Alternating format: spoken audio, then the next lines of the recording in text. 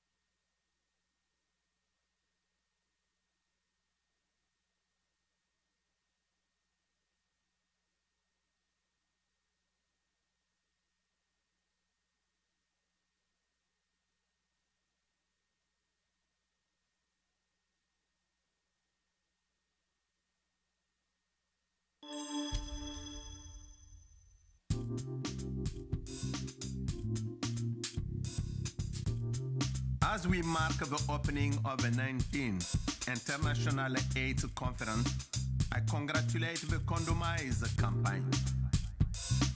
Personal protection is a right for all people. Today, male and female condoms remain one of the most effective methods for HIV prevention. I appeal to all. People, demand to protect yourself. Use a condom. I appeal to all. People demand to protect yourself. Use a condom. Personal protection is a right. I appeal to all governments, invest in condoms, increase their access, make them widely available, free of stigma.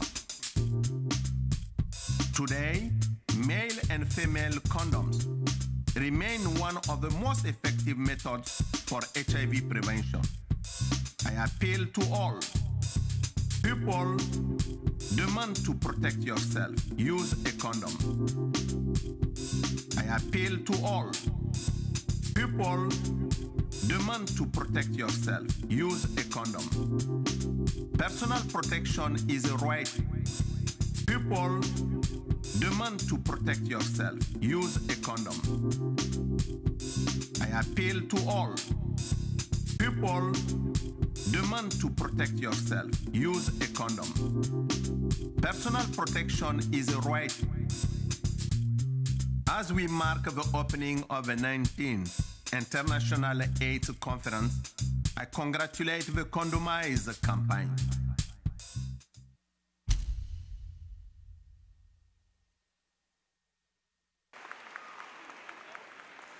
Good evening, Excellencies, distinguished and honorable guests, ladies and gentlemen.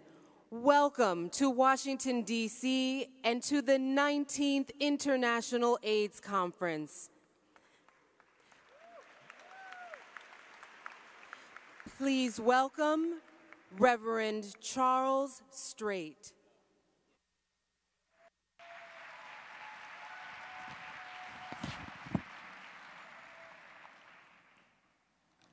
My brothers and sisters, we've come to Washington, D.C. united in a noble cause. Our work here and back home, ending the scourge of HIV/AIDS on humankind, is a testament to the power of our loving spirits. It's not been easy. In fact, there are obstacles at every turn. For many of us, the faith has been hard to keep when the very places of hope, help, and healing, our communities, churches, mosques, synagogues, temples, and other places of worship were not there for us at our greatest time of need. Yet, I believe with all my heart that AIDS work is God's work. It calls on the best of each of us, whoever we are and wherever we are, to love our neighbors as we do ourselves. Faith, for many of us, has been a difficult thing for us to keep in this pandemic. But in spite of all that we've had to endure, we have let the spirit of love, light, and goodness inspire us to keep moving forward. Looking from this stage, I see courage, I see fortitude and conviction. I see the unbinding love, generosity, and compassion of those people who keep fighting forward. I can truly see an aura of the divine spirit in each of you. This evening, whatever your faith tradition may be, whatever your beliefs are, I ask you to allow me a few minutes of reflection and prayer, and I invite you to walk with me as I invite blessings and grace on behalf of people from all over the world at this conference tonight. Please join me in invoking the spirit of hope, faith, and love to fill our hearts and minds as we start on our journey at AIDS 2012. In doing this, I call to mind the words of the unofficial national anthem of the African American community. God of our silent tears, God of our weary years, thou who hast brought us thus far on the way, thou who hast by thy might led us into the light, keep us forever in the path, we pray. Loving and gracious God, regardless to our faith traditions, you command us in all of them to love each other as we love you. You call us to do what is right, to love mercy, to walk humbly before you and with each other. So tonight, we stand as brothers and sisters from all over the world, steadfast in the righteous path of turning the tide of HIV together. We stand together in need of broader shoulders to help us carry the load of our children, parents, siblings, spouses, partners, and friends who've fallen underneath the weight of stigma. We stand in need of stronger backs to help us to bear the burden of our brothers and sisters for whom prejudice and homophobia have become too much for them to bear. We stand in need of bigger hearts and a stronger conviction to keep us advocating for life-giving health care, treatment, prevention, housing, and all the other vital services and rights for those battling for survival, liberties, and basic human dignity. And dear God, we stand in need of a cure. Divine Spirit, thou who hast been away when there was no way, touch with compassion and great generosity the hearts and minds of decision makers everywhere to use their power and influence to end this pandemic. Touch the hearts of representatives of foundations, corporations, and governments to change the course of the pandemic with their informed decision-making and generous investments. May they be moved by this conference to avail unprecedented expansion of research, prevention education, health care, housing, protection of human rights, and social justice, which are so desperately needed by many around the globe. God, in the beginning of the AIDS crisis, we worked under emergency conditions, trying to alleviate some of the pain and reduce the enormous loss of human life. As years passed, we held on to hope at each incremental breakthrough that would bear witness to the miracle of a better day. But now, Lord, in 2012, with your help and with the help of all those who have gathered here today, we believe that a cure and the end of HIV is within our grasp. We ask together as people of faith and people of goodwill gathered here over these next few days for an energy of unity and purpose advancing the good fight of HIV in our world. We ask that you would remove any hidden agendas, selfish ambition, pride, ego, or any of the things that divide us as human beings from working at our very best. As we are facing the rising sun of this new day begun, we ask that you would help us to march forward until the victory is won. This is our prayer and our common desire for AIDS 2012. Let us be united world over as never before to turn the tide against HIV and AIDS in this world. Let it be so. Let us make it so. And all those who believe that it is going to be so, join me in saying amen.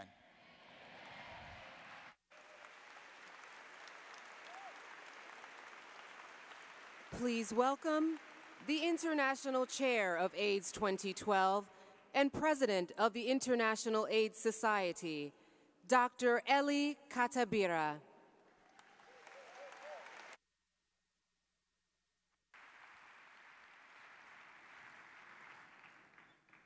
Your Royal Highnesses, Excellencies, distinguished delegates and guests, ladies and gentlemen, let me take this opportunity to welcome you all to Washington, D.C. for this memorable International AIDS Conference. Last time this conference was in D.C. was 1987. 3 years later, it was in San Francisco.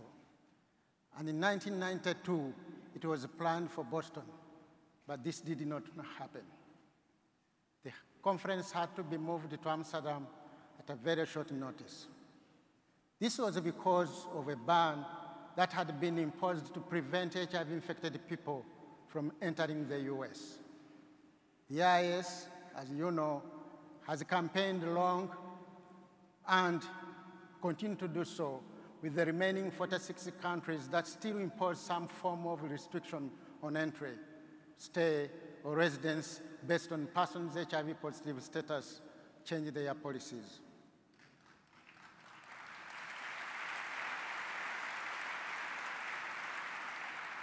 Here in the US, the Obama administration lifted the travel ban in 2009.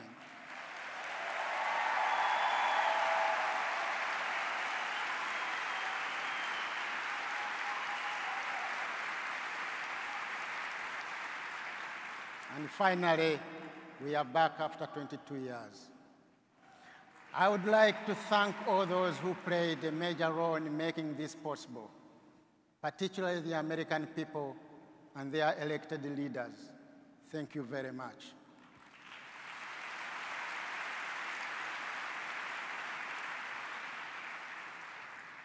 I would like also to thank the American people for their unreserved support for the HIV/AIDS struggle around the world. America has been the leading contributor to HIV-related services and programs around the world through PEPFAR, Global Fund, CHI, and other institutions. Millions of HIV-infected people have been put on life-saving treatments. Through NIH, the Bill and Melinda Gates Foundation, American academic institutions, and others, thousands of health workers from all parts of the globe have been trained, some to the level of PhD. This has transformed healthcare delivery, training, research that has made it and continues to make a great difference across the world. But Americans' generosity is in fact a challenge to all of us. It is a challenge to all of us to make sure that the HIV-infected and affected people do cherish the opportunity to be alive. We must resolve together never to go backwards despite the hard economic times we live in. It is a challenge to the community and health workers at the front line of the response, who can ensure that whatever they use, is made available to them, they use it more efficiently and effectively in a sustainable way. To be the watchdogs for their patients to ensure that their superiors deliver, and when necessary, help them to do so. Available resources, scarce as they are likely to be, must be used more efficiently and effectively by involving those of us in the front lines more regularly in decision making. It is a challenge to all policymakers and all leaders, particularly in HIV-burdened countries, to ensure that HIV care, support, and preventive interventions are accessible to all citizens, including the most at-risk populations. It is critical that these countries invest much more than they are presently doing into their own health systems and services, not only to those related to HIV and AIDS. It is also a challenge to other G8 and G20 member nations not to falter on their commitments and pledges to support the HIV/AIDS cause. The receiving countries are now wiser, more committed to use the investment more efficiently and effectively. G8 and G20 nations, you should expect value for every dollar you invest in us. In the next 5 days, the International AIDS Society and its AIDS 2012 partners will deliver a conference that looks very different from what it did 22 years ago when it was last in the US. To begin with, this conference will be more accessible not only to the 20,000 plus registered delegates, but also to the thousands of residents of DC and the surrounding countries who will be able to access some of the activities happening at the global village.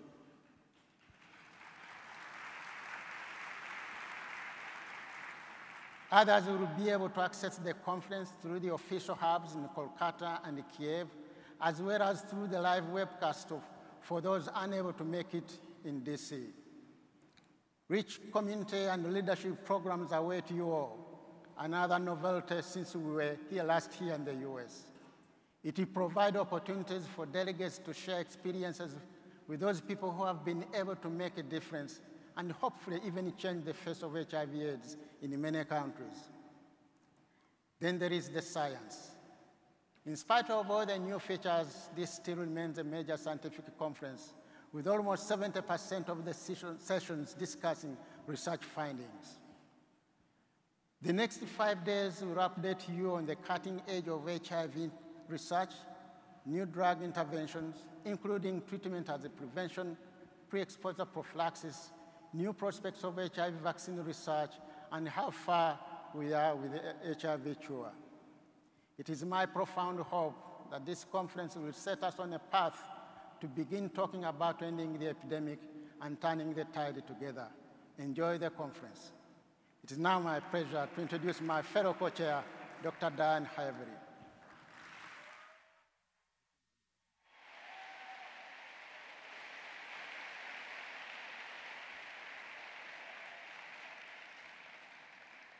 Thank you.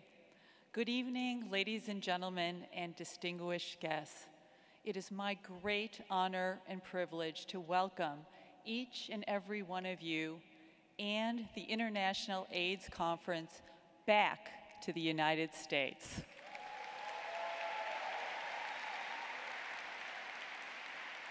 I would like to thank the International AIDS Society and Elly for making this gathering possible, and for all of those who work so hard behind the scenes to make this happen. After many years, we are proud to host here in the beautiful city of Washington, D.C., what promises to be a historic event.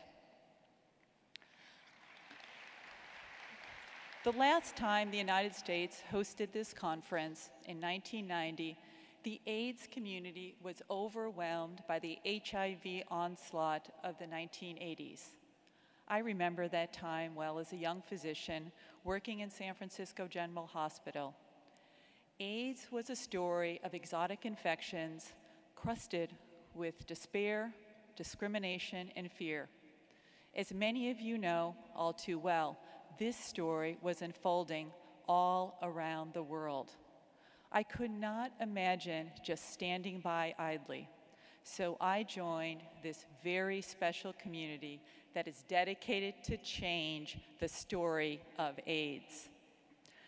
And change the story we did indeed. We have come such a long way since the first antiretroviral was approved, transforming HIV from a death sentence to a chronic illness and committing to treat those all around the world.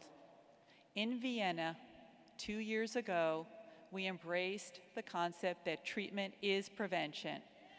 It was then, and we are even more certain now.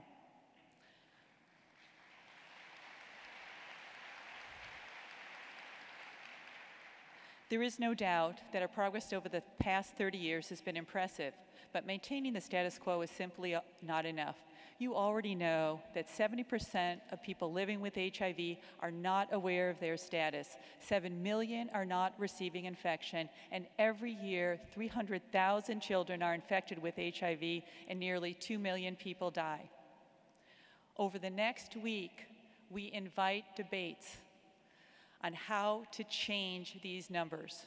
In the meantime, surely we can agree on one thing. We must take steps today to end the epidemic. In the short term, we know what needs to be done. We must increase HIV testing, increase treatment, and the components of combination prevention, including PrEP and adult male circumcision. We also know that we must repair the leaky cascade from HIV diagnosis to lifelong care. This includes elevating the delivery of care to a science and collaborating with all communities to develop new approaches for all those disproportionately affected by HIV, and this will call for more social justice. Additionally, in the short term, we can and we must achieve another great milestone in this story of AIDS. We must end mother-to-child transmission and keep mothers healthy.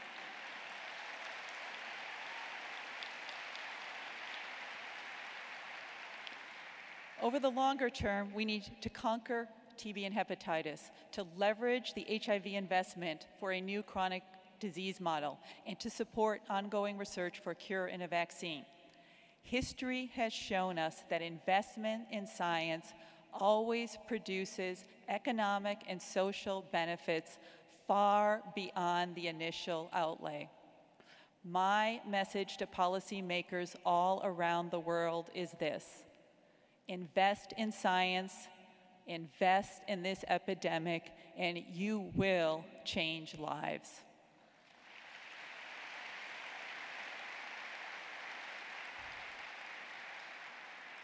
I often say that we cannot manage what we do not measure.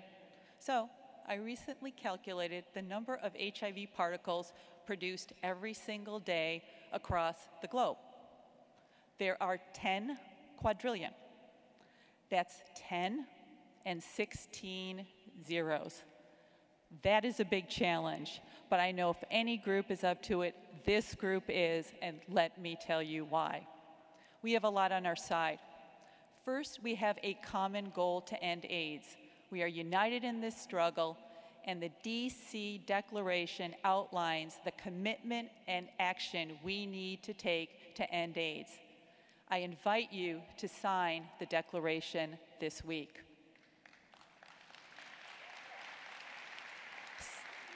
Secondly, we are a diverse group. In the United States, we call ourselves a melting pot, where immigrants from all over the world come around the table bringing their heritage. The AIDS community is also a melting pot. Our diversity is one of our most powerful weapons, and we welcome and need everyone committed to the goal to ending AIDS. Third, we have courage.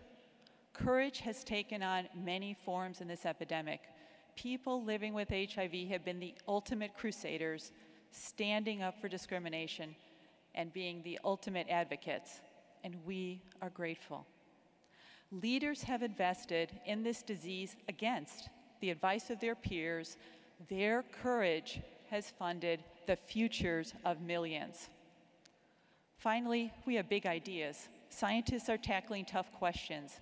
These range from empowering women with new prevention strategies, investigating the relationship between HIV and aging, and understanding how we can work for a cure for HIV. Our big idea, which many did not think was on the horizon 5 years ago, is that we can start to end AIDS. To some, this may still seem impossible. I hope they are wrong. But what I do know is that if we do not try, there will be millions of new infections and lives will be forever changed. The death toll will continue to climb above 30 million. Future generations are counting on our courage to think big, be bold, and seize the opportunity before us. We know that starting the end of AIDS will not be easy. As President Roosevelt cautioned, keep your eyes on the stars and your feet on the ground. We need to keep sprinting in this marathon. Yet, we must temper our enthusiasm for the daunting call to action with humility.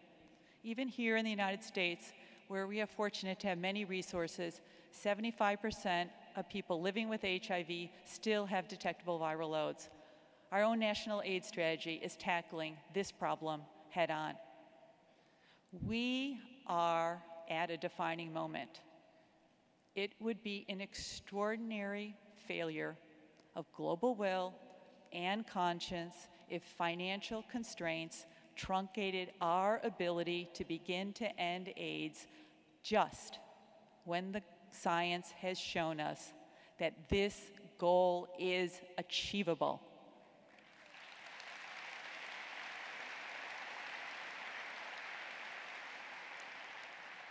We should ask ourselves, like the early responders, if we are willing to do what we know needs to be done, and I think we are. So finally, let me tell you a story of how action leads to change. Last month, in the same place at San Francisco General Hospital where AIDS was exploding decades ago, one of my own patients took out a bottle of his HIV medication and told me, "I call these my old man pills." I did not understand. He smiled and he said, "These will allow me to live to become an old man." We all want this to be the story of everyone living with HIV until there is no more HIV. So thank you and welcome to the conference.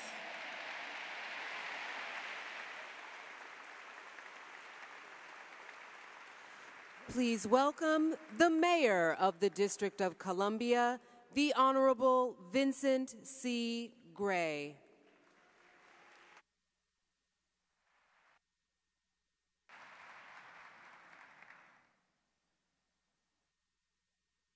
Good evening. And welcome to our nation's beautiful city for this nation's capital, for this 19th International AIDS Conference. And I too want to join with those right before me who welcome this conference back to the United States of America. It is also my pleasure to welcome to the District of Columbia this evening so many leaders in public health and pioneers in the struggle against HIV and AIDS. As mayor, I'm honored that the International AIDS Society chose the District of Columbia to host this hugely important conference celebrating and advancing global HIV/AIDS education, outreach, awareness, and research. I want to extend my gratitude and appreciation as well to the International AIDS Society Committee and specifically the 2012 co-chairs from whom you've just heard, Elly, Katabira, and Diane, Havlir. Thank you to the members, delegates, attendees, and volunteers for investing your time, energy, and resources in the effort to bring this global epidemic to an end. This year's theme of Turning the Tide Together couldn't be more fitting, as the prescription for eradicating the HIV/AIDS epidemic here in the District of Columbia and throughout the world. It is bringing researchers and the public health community together to exchange ideas, present groundbreaking research, and implement innovative strategies. While the District of Columbia is home to a wealth of resources and is a thriving tourism destination for many, it also is a city where HIV/AIDS has had a profound impact on the health of our residents. HIV/AIDS crosses cultural, racial, ethnic, religious, and socioeconomic borders, affecting every one of us. It is a disease that knows no boundaries. It has been over 30 years since the first case of AIDS was reported in the United States. Since 1981, more than 1 million people in the United States have been infected. In the District of Columbia, more than 20,000 people have been infected and more than 10,000 have lost their lives. For more than 20 years, I've worked on community-based solutions to curb the HIV epidemic here in the District of Columbia. I've shared the grief of losing friends to this disease, but I've also been inspired by the determination and strength of those who continue to fight to bring this epidemic to an end. And together, we are turning the tide here in the District of Columbia. We have some of the nation's leading HIV/AIDS prevention and education programs here. And our government partners have worked closely with our local community-based organizations to support HIV/AIDS awareness, education, condom distribution, needle exchange, testing, outreach and commitment efforts throughout the entire city. In fact, just last year, the district distributed over 5 million male and female condoms to almost every corner of our city.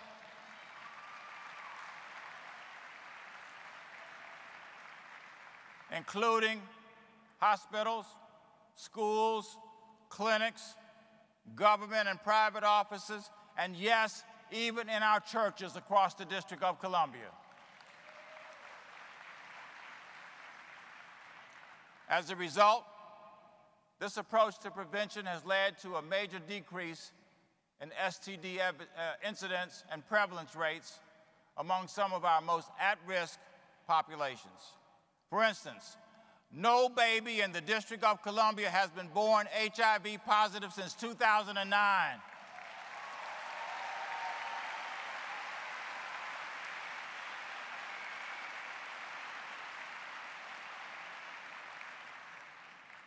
We're getting people diagnosed earlier and into care and treatment faster, thereby reducing the chances that others will become infected. And in order to promote prevention efforts, just a few months ago, I established a policy that provides each of our 30,000 DC government employees annually with 2 hours of paid leave, one to be able to access HIV/AIDS training and the other in order to be tested.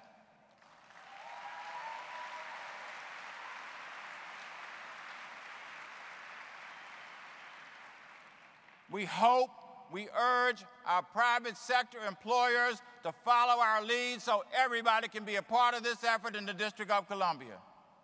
We have fully embraced President Obama's national HIV/AIDS strategy and continue to track the district's progress in meeting those goals. I appointed and personally, actively co-chair the Mayor's Commission on HIV/AIDS, which is working to improve care for people living with HIV/AIDS and ultimately end the epidemic in our city.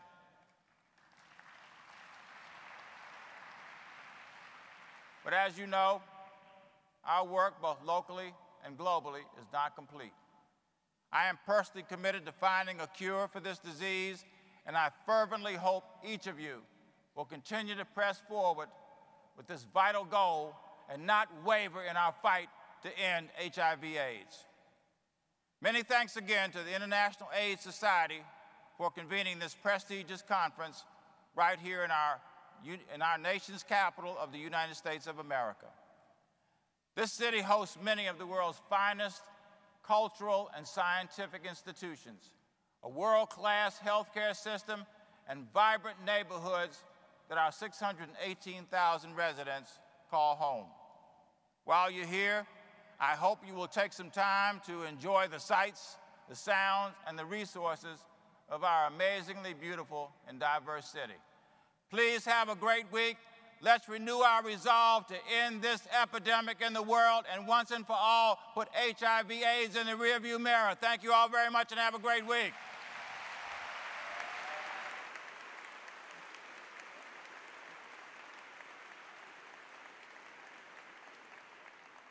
Please welcome Annah Sango of the Republic of Zimbabwe.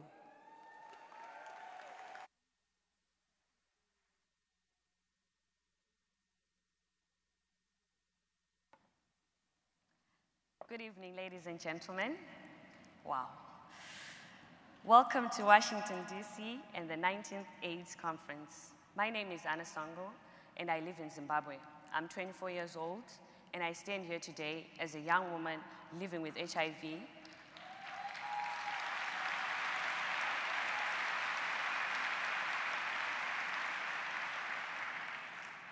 And a member of the International Community of Women Living with HIV, which, by the way, is celebrating its 20th anniversary this year.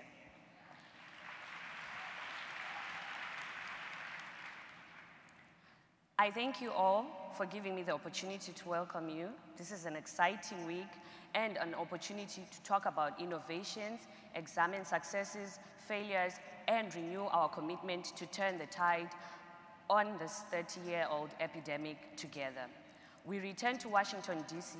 after a 23-year absence. Congratulations to President Obama and the American people for lifting the unnecessary and stigmatizing ban, preventing people living with HIV from entering the country. We need your continued commitment on lifting entry bans, President Obama. As much for sex workers, drug users who often become HIV positive,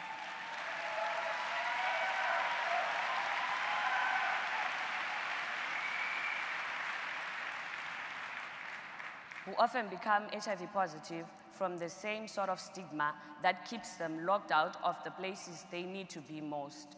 We must create conference access for this International AIDS Conference and those in the future for excluded and marginalized local communities as for those across the world.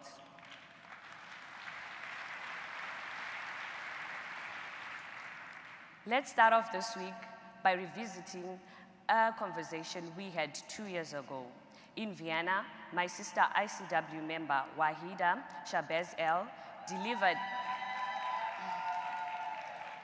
delivered a powerful closing speech. She raised some challenging questions about our response to HIV. They were the same questions which were raised in 1992 when ICW was formed. I am deeply troubled to note that they are still the same questions we ask today. Frankly, we're getting tired of repeating ourselves and offering our hard-won answers.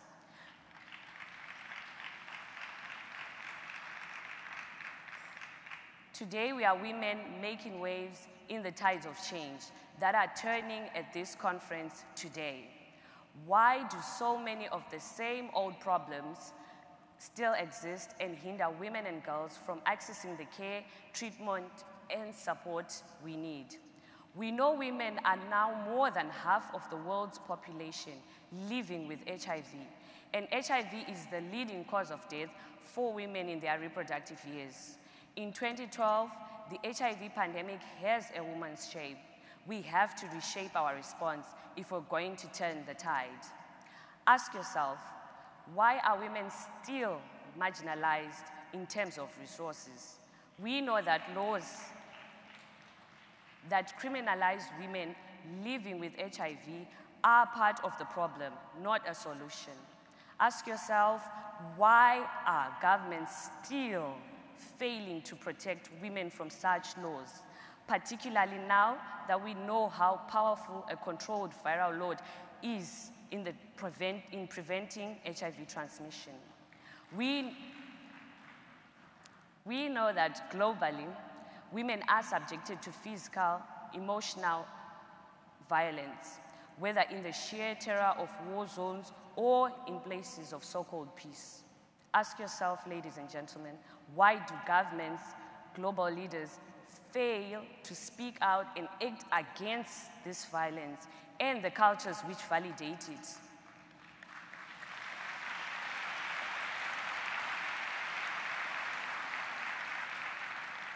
Why do women living with HIV face forced and coerced sterilization, reported in Namibia, South Africa, and other places in the world? We know how vital comprehensive sexual education is for women and our ability to control ourselves. Ask yourself again, why are we still debating basic sex education?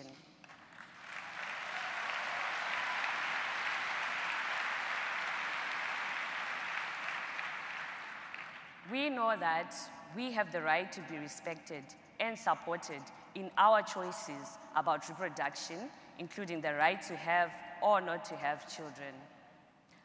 Ask yourself again, why young women living with HIV cannot fully access their sexual reproductive health rights?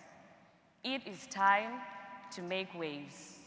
We need to look with clear eyes at old problems. We need to look afresh at what we, as women living with HIV, know already ends up being repeated every 2 years by others using the same resources that we need a whole lot more. What is missing from the occasion? We are missing from this occasion.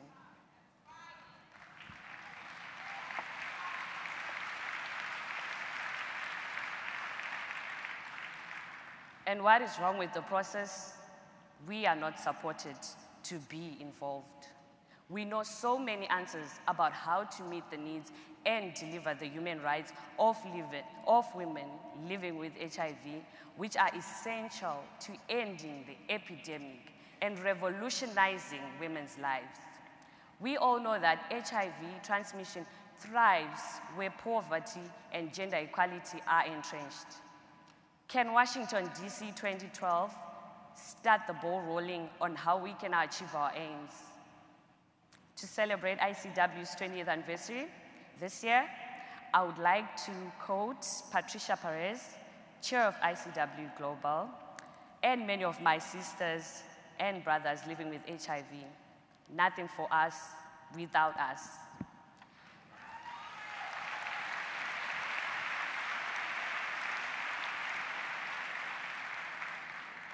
This may seem like an obvious statement, but when it comes to having leadership and power in the programs, policy, and decisions that impact us, it happens with less and less frequency. Today, I urge you to resolve to take our familiar refrains from this and past conferences and to search your souls and your minds in order to create a rich and effective response to put into practice when you leave Washington, D.C. Whatever field you work in, at whatever level, it must include women living with HIV, women of every sort, including women who use drugs, sex workers of all races, all ages, and sexual orientations. This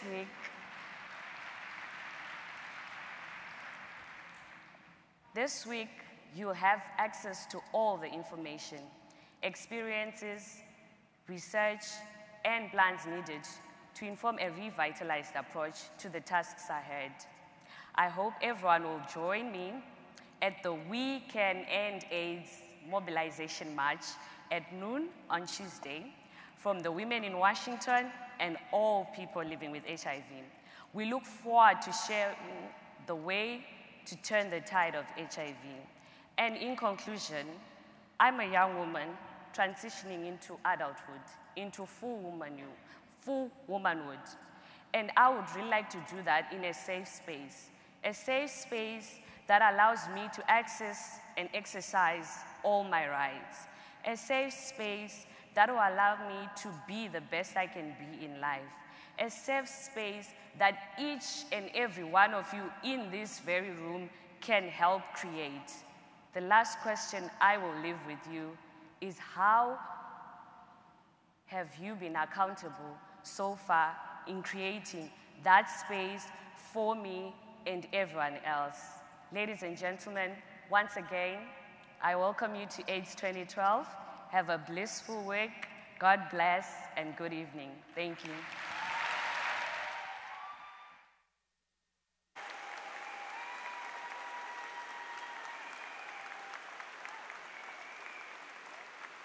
Ladies and gentlemen, please welcome the 12th President of the World Bank, Dr. Yong Kim.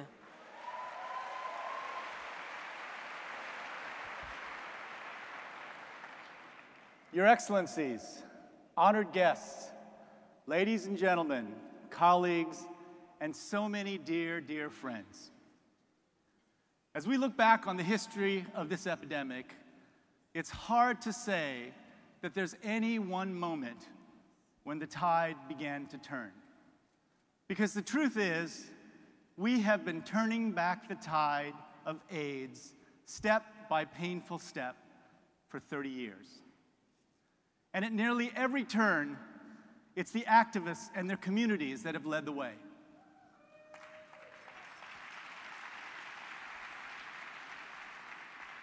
It was activists and communities who devised safer sex, promoted condom use, needle exchange, and virtually all the behavioral prevention we use today. It was activists who transformed drug development and regulatory processes and involved patients in clinical research, cutting drug approval times in half in the global north. It was activists in Durban in 2000 who began to push for access to antiretrovirals in the developing world, and who kept pushing and are pushing still today for them to be affordable and available to everyone who needs them, everywhere.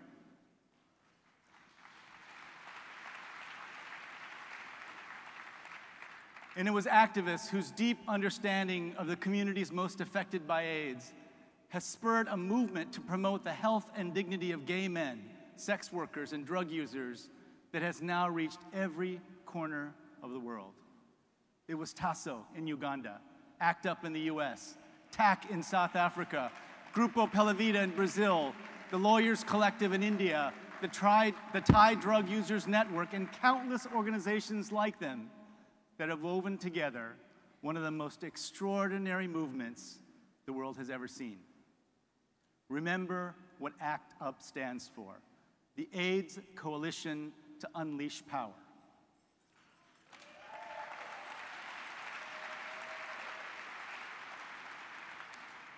This has been a movement that came together in anger, that thirsts for justice, that is fundamentally about unleashing the power of human solidarity, and that for 30 years has forged alliances to expand that solidarity and be ever more inclusive. A movement that has grown to include pioneering governments from Brazil to Botswana, UN agencies, visionary donors and donor countries, and groundbreaking NGO treatment programs. A movement that has led to efforts such as 3x5 and the creation of the Global Fund and PEPFAR. Thanks to this collective effort, we have seen remarkable gains in the fight. Prevalence has fallen steeply in many countries. New prevention strategies show great promise, including treatment as prevention. And more than 8 million people are on treatment today.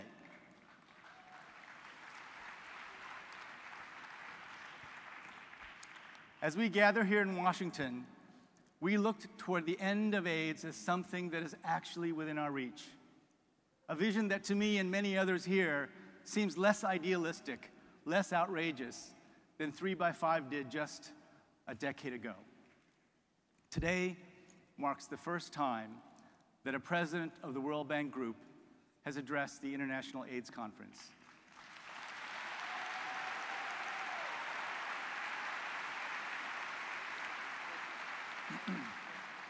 I'm here because I know what this movement is capable of achieving.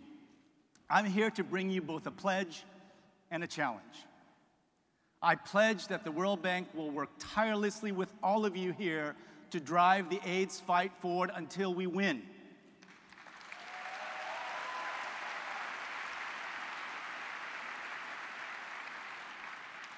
And I challenge you to join me in harnessing the moral power and practical lessons that the AIDS movement has produced to speed progress against that other global scourge, poverty.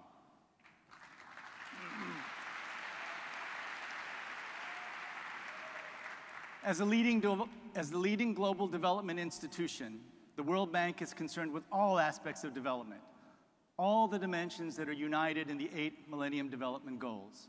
We know that development challenges are interdependent, and yet our approaches to these problems often remain fragmented, limiting our vision and our results. That's why the idea of bringing lessons from AIDS to poverty reduction is crucial. By breaking down silos between these two efforts, we begin a process that will go much farther. Ultimately, we'll multiply the flows of knowledge and experience across all development sectors, accelerating progress on education for all, maternal and child health, environmental sustainability, and so many other of our most cherished goals. Let me describe how the World Bank is applying its distinctive strengths to AIDS. The World Bank's mission is to build prosperity and eradicate poverty in countries around the world. The bank supports countries with financing, but also with knowledge and analytic capacities that are often just as important. In 2000, under President Jim Wolfenson, the World Bank worked with many of you here to put the first $1 billion on the table for AIDS.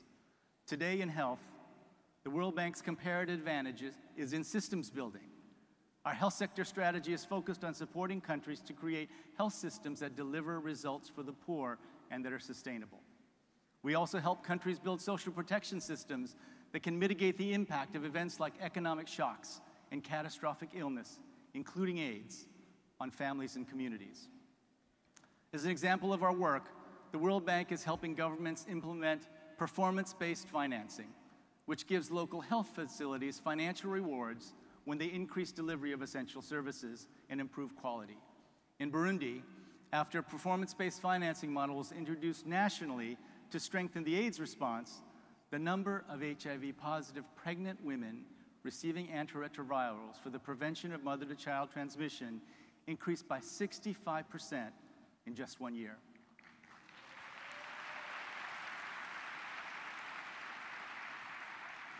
We know that HIV is more than a medical problem. AIDS has devastating economic and social impacts on individuals, families, and communities. That's why social protection is also a critical piece of a comprehensive AIDS response. Every year worldwide, 150 million people are forced into poverty by increased health expenditures and lost income due to illness, including AIDS. To date, the bank has helped 40 countries scale up social safety net programs, including health insurance schemes, old age pensions, and cash transfer programs that supplement the incomes of poor families. Our goal is for all countries to be able to implement basic social protection programs tailored to their specific needs. Success in the AIDS response depends on partnerships.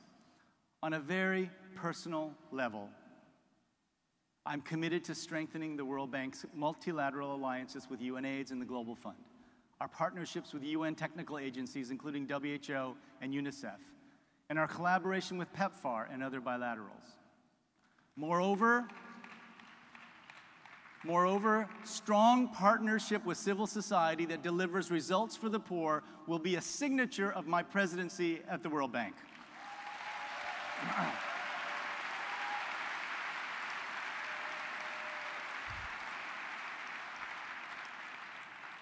We'll build on the lessons of the bank's MAP initiative, which recognize that civil society voice is critical to make programs work for poor and vulnerable people.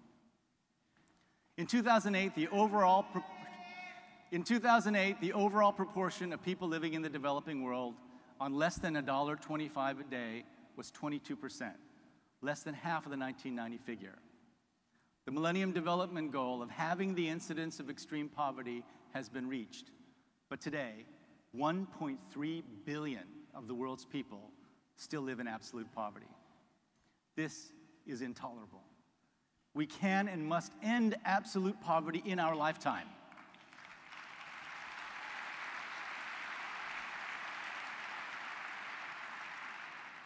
To do so, we'll need to share knowledge and know-how across the boundaries of institutions and development fields. And we'll need to use that know-how to build systems that can sustainably meet human needs.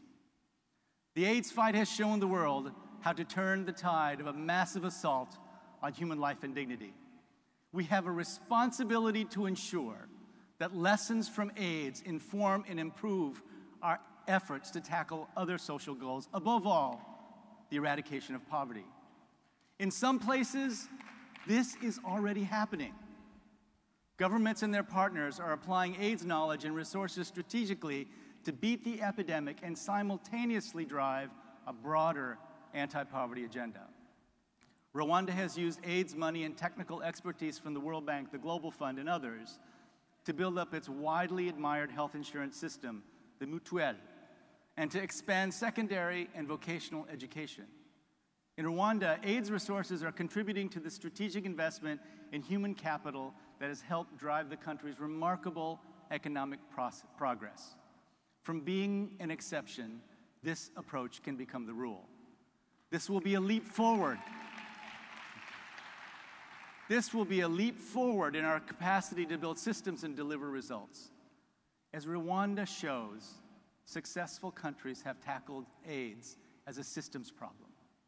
They've responded to the epidemic by strengthening delivery systems for key social goods, and they've integrated those systems to address people's needs comprehensively. Building systems is what the World Bank does best. We have decades of experience making systems work for all, but especially the poor. I want the bank to lead the world in joining systems knowledge with clear moral values to help countries solve their toughest problems, including HIV/AIDS.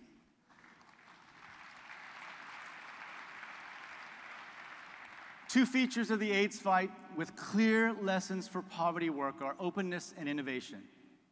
The countries that have achieved the greatest successes against AIDS have been open about their epidemics. They've shared information widely, challenged stigma, and encouraged public debate. They have refused secrecy and dispelled irrational fear. There are many lessons here for the way we fight poverty. As we at the World Bank continue to tackle corruption, increase transparency, and freely share our data, we're taking these lessons from the AIDS fight ever more fully on board. Looking back over the last 30 years, we see that the AIDS response has generated continuous innovation, from the acceleration of drug approval protocols to task shifting within medical teams, from fixed-dose drug combinations to the hiring of accompagnateurs to deliver community-based services. We'll need more innovation in the years ahead to finish the fight against AIDS. As president of the World Bank, I want to infuse that same appetite for innovation into the struggle for inclusive economic development. I'm convinced that if the practical know-how and the spirit of the AIDS movement can be brought to the fight against poverty, there is no limit to what we can achieve.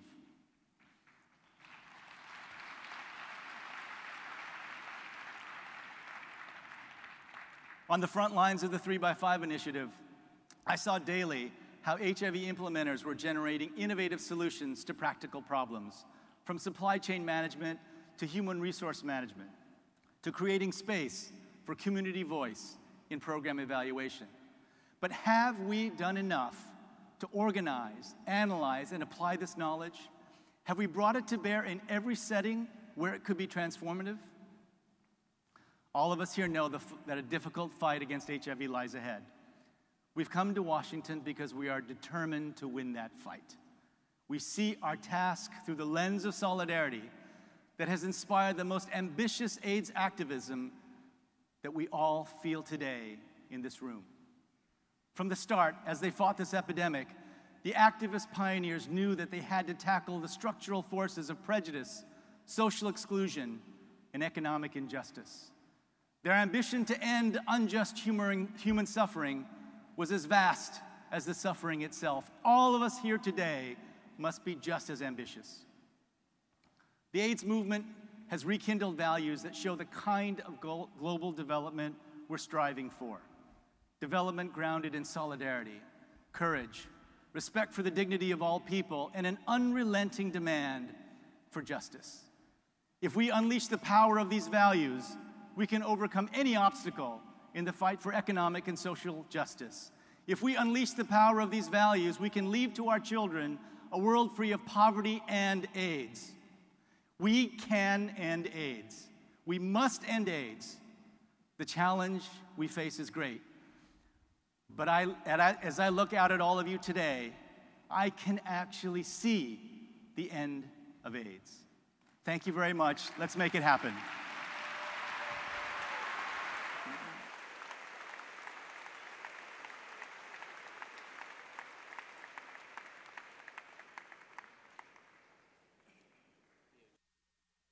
Please welcome the Executive Director of the United Nations Joint Program on HIV/AIDS, Michel Sidibe.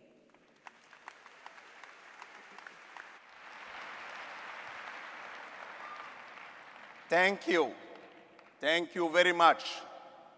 Your Excellencies, dear friends, ladies and gentlemen, on behalf of the Secretary General Ban Ki-moon and all the UN agencies, I want to welcome you.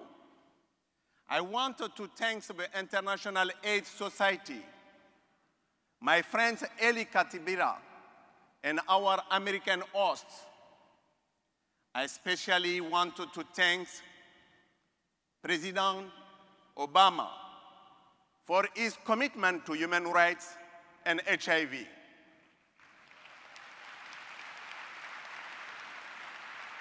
And his decision to lift the travel ban. This is why we are back to the United States after 22 years. I have the pleasure to announce that the Republic of Korea has also just lifted HIV travel restrictions hours ago.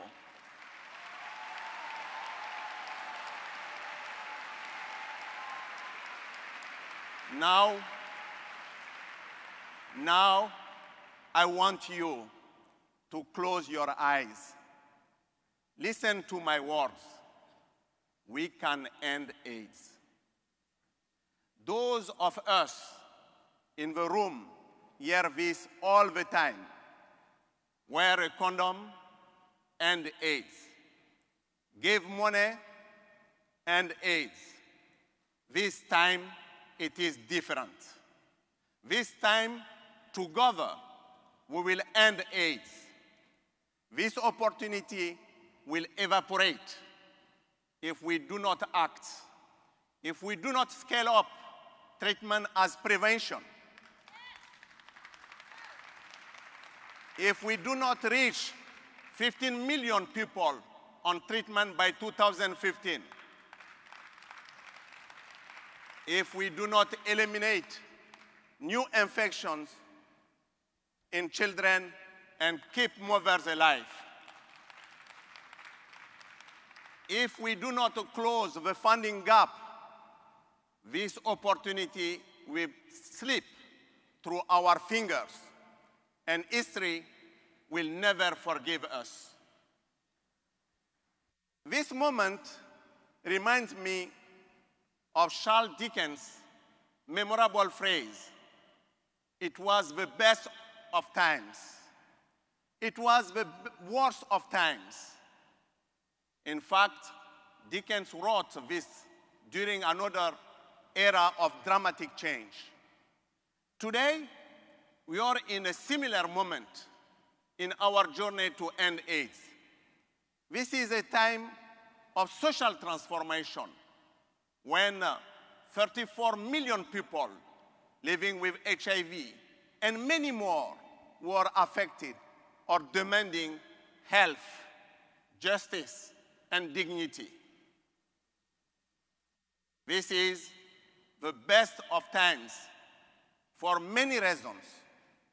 For the first time, we have more people on treatment than people who need treatment.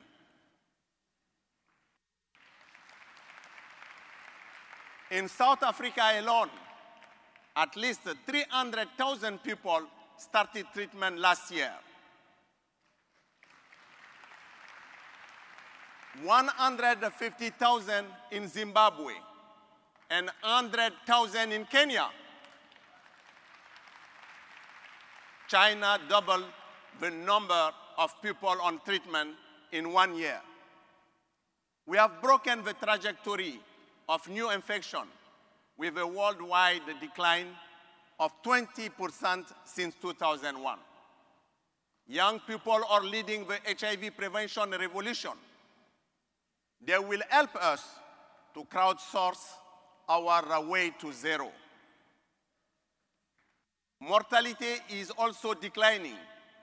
In Africa, AIDS-related deaths have fallen from 1.8 million in 2005 to 1.2 million today. A powerful metaphor, I said a powerful metaphor of our success is the story of a casket maker in Lesotho, complaining about business because people with HIV are not dying of AIDS anymore.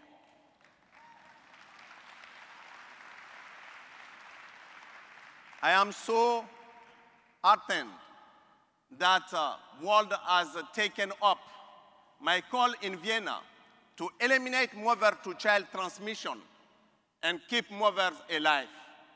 Since then, 100,000 fewer babies have been born without HIV.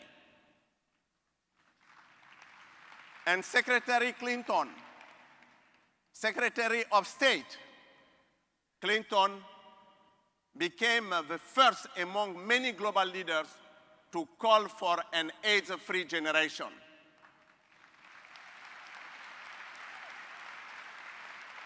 Botswana, Swaziland, Namibia, Rwanda, Russia, and South Africa are on the course to achieve this. This is also our best opportunity to take AIDS completely out of isolation. Tapping into its social movement, leveraging AIDS resources, and using the amazing delivery platform we have built to deliver not just for AIDS, but for all health and development. HIV is being integrated with reproductive health, maternal health, and child health, tuberculosis, women's cancers, support for people with disabilities, and other movements. We must fully integrate HIV into primary care setting because the shrinking number of HIV specialists is causing a bottleneck to universal access. This is being done successfully in places like Ethiopia and Rwanda. This is the new legacy of AIDS response. 2 weeks ago, the London Summit committed to increase access to voluntary family planning. I salute the UK government and Melinda Gates for this bold initiative.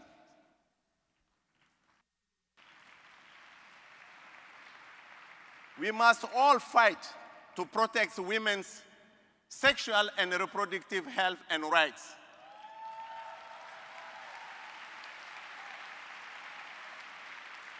Especially for women living with HIV. And let us not forget that the condom is still the cheapest and most effective weapon we have to stop the spread of HIV. It is time for all of us to condomize.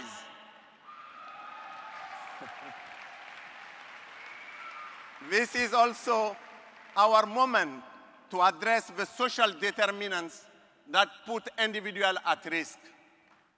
We heard my friend Yong Kim, poverty, gender inequity, and violence, homophobia, criminalization, and poor housing and homelessness.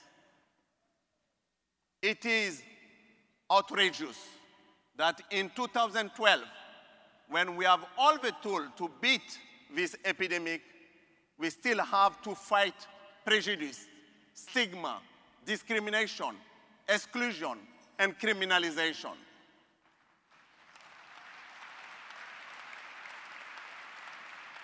Not only in homes, but in streets, police stations, and courtrooms. This is impossible for me to understand. Allow me to pay tribute to the American people. No country has done more. Millions of people would be dead today without American compassion, generosity, and solidarity.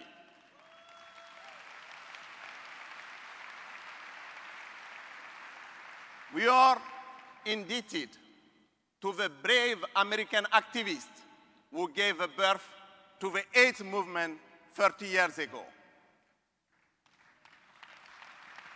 We are indebted to the people who risk everything to come forward as the face of AIDS in all its diversity. Bobby Campbell, Ryan White, Elizabeth Glaser, Magic Johnson, my friend Mary Fisher, and so many more. We are indebted to the physicians and scientists who fought fiercely against inertia and apathy to make the first strides towards treatment. And we are indebted to the American faith community advocating for universal access, calling for justice, and bringing care and services to people in the neediest communities. We are thankful to President Bush, who had a vision. He brought a sense of urgency to our fight and brought life and hope to millions. And to President Obama for building on that vision and bringing the debate around ownership, sustainability, and shared responsibility, and putting us on the road to zero.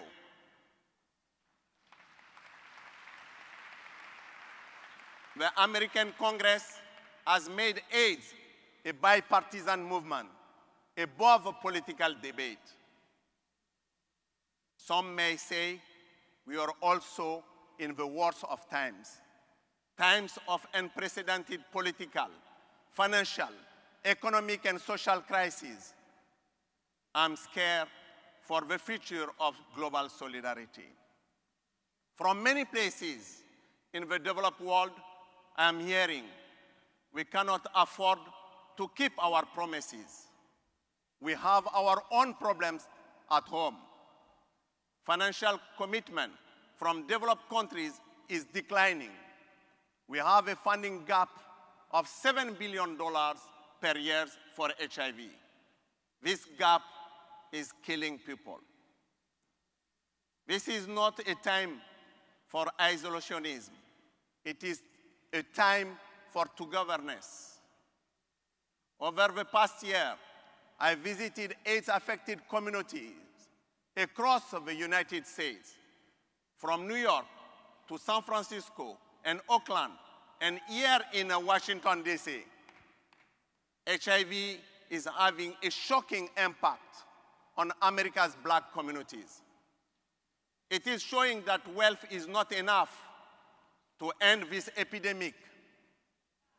Stigma and discrimination are stealing lives here, the same as in Africa and Asia.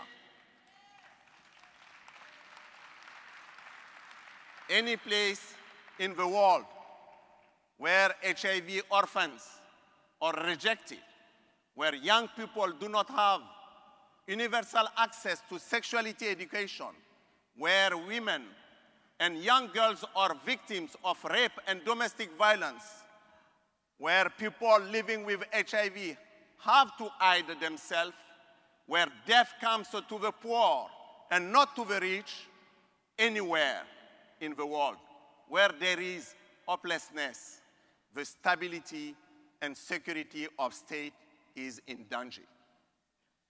But I am not here to bring a message of defeat and despair. I just came back from a meeting of African leaders.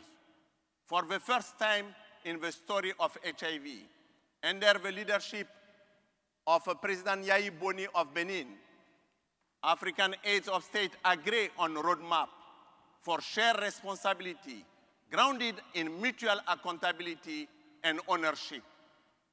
Around the world, over 80 low and middle income countries increased their domestic investment for AIDS by over 50% between 2006 and 2001.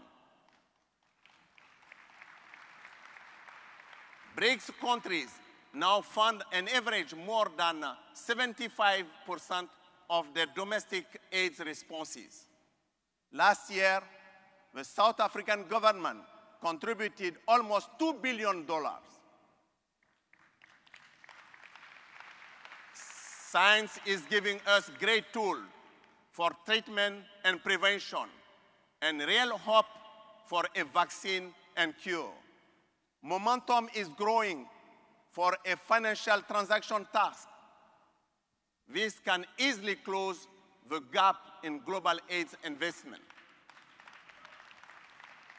I am encouraged by the leadership of the President of France, François Hollande, who is calling to transform this idea into global reality. I'm repeating my call of Vienna, a call for a Robin Hood tax. Now,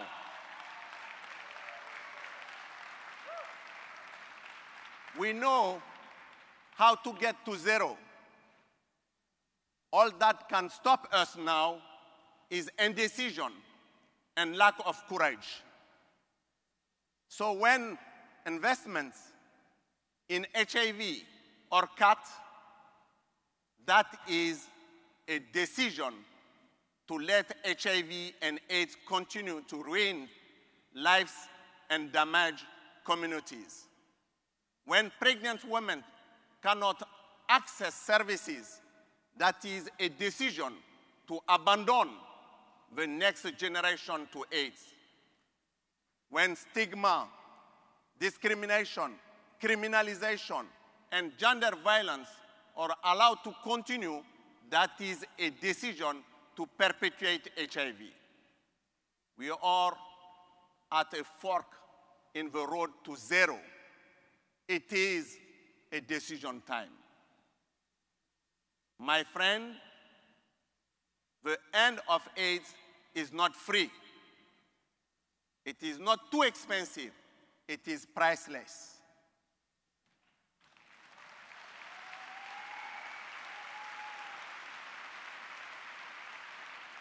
Let me finish with this thought. Every day, American people go to work. They raise family. They pay their taxes. Many never see what that money does. It goes to countries they may never visit, helping people they may never meet. Now, I want you to meet two of these people. Thank you very much.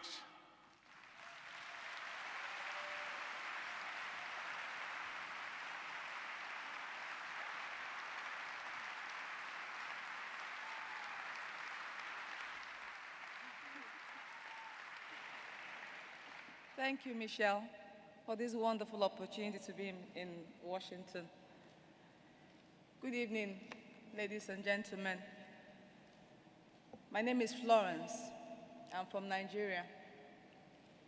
I'm a proud woman and mother living positively with HIV for the past 14 years.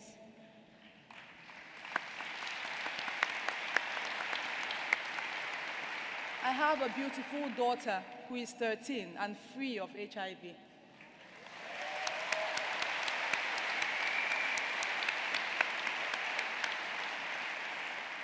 I am alive today and on treatment because of the support and commitment of you, the American people.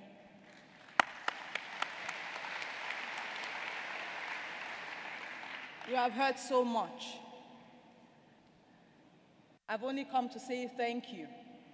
On behalf of myself, my family, my friends, colleagues, millions who have gained from your support and commitment all over the world, those that are still alive today because of your love and support, you American people. That is why I have come to say a big thank you to you all. Thank you.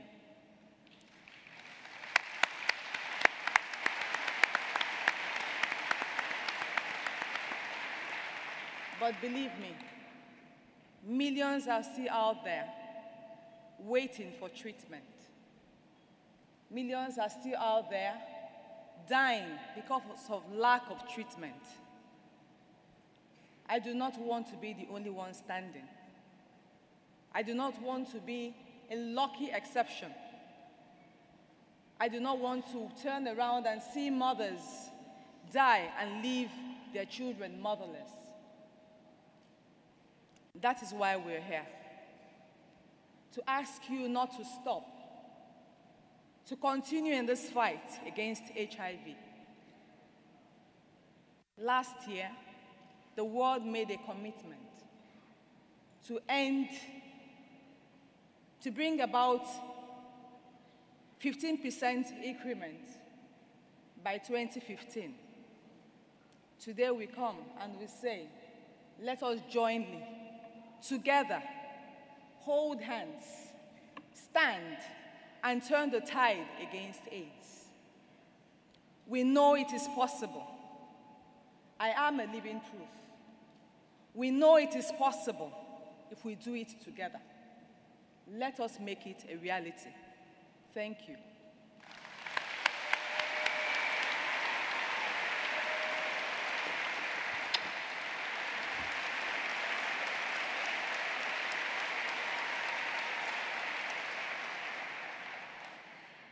My name is Ebube Taylor. My mother's name is Florence. Because of her love and the support of the American people, I was born HIV-free. So I say thank you, Mom. And thank you, the American people, for your support.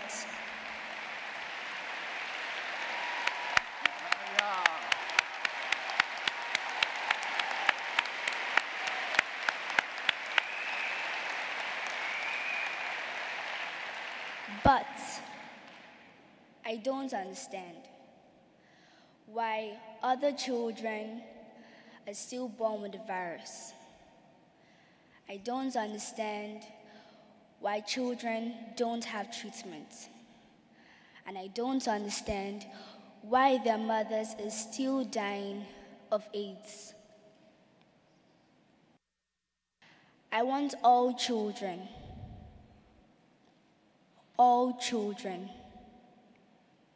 to be born just like me, free of HIV. Every single one of them.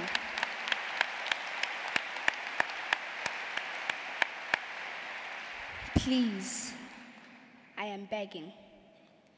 Let us make this world an AIDS-free generation. Let's make it a reality. Thank you. Oh, wonderful. Thank you. God bless you. Yeah. Thank you. Thank you. Thank you. Thank you.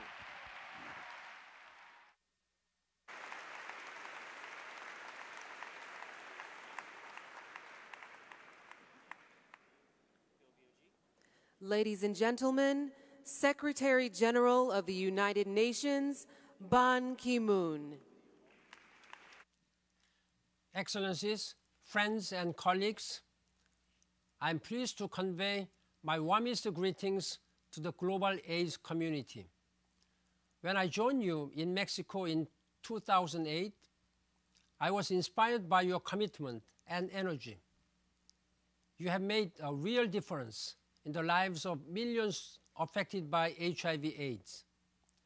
1 year ago, guided by UNAIDS and your wisdom, the UN General Assembly set ambitious targets for 2015 to cut new infections by half, to expand treatment to 15 million people, to ensure that no child is born with HIV.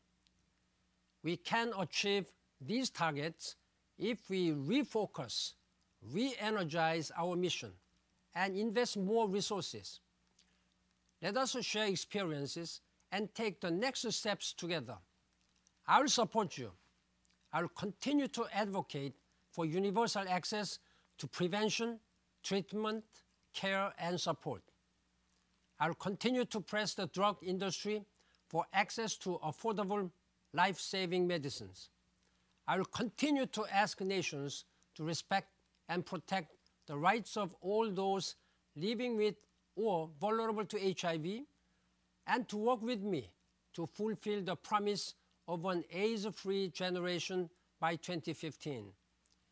UNAIDS, led by Michel Sidibe, will continue to mobilize political action. We have a vision: no new HIV infections, no AIDS-related death, no stigma and discrimination. This week, you can help to turn the tide. Let us start the end of AIDS now. Thank you.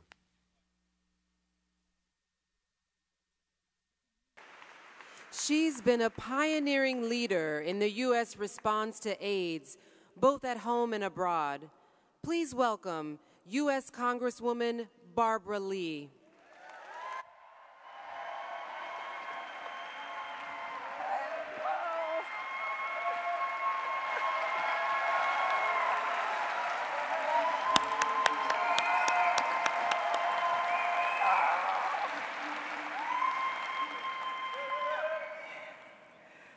Good evening, delegates of the 19th International AIDS Conference. Let me just say, it's an honor, it's a humbling moment for me to be with you this evening. Let me especially take a minute to welcome the delegates from my state of California.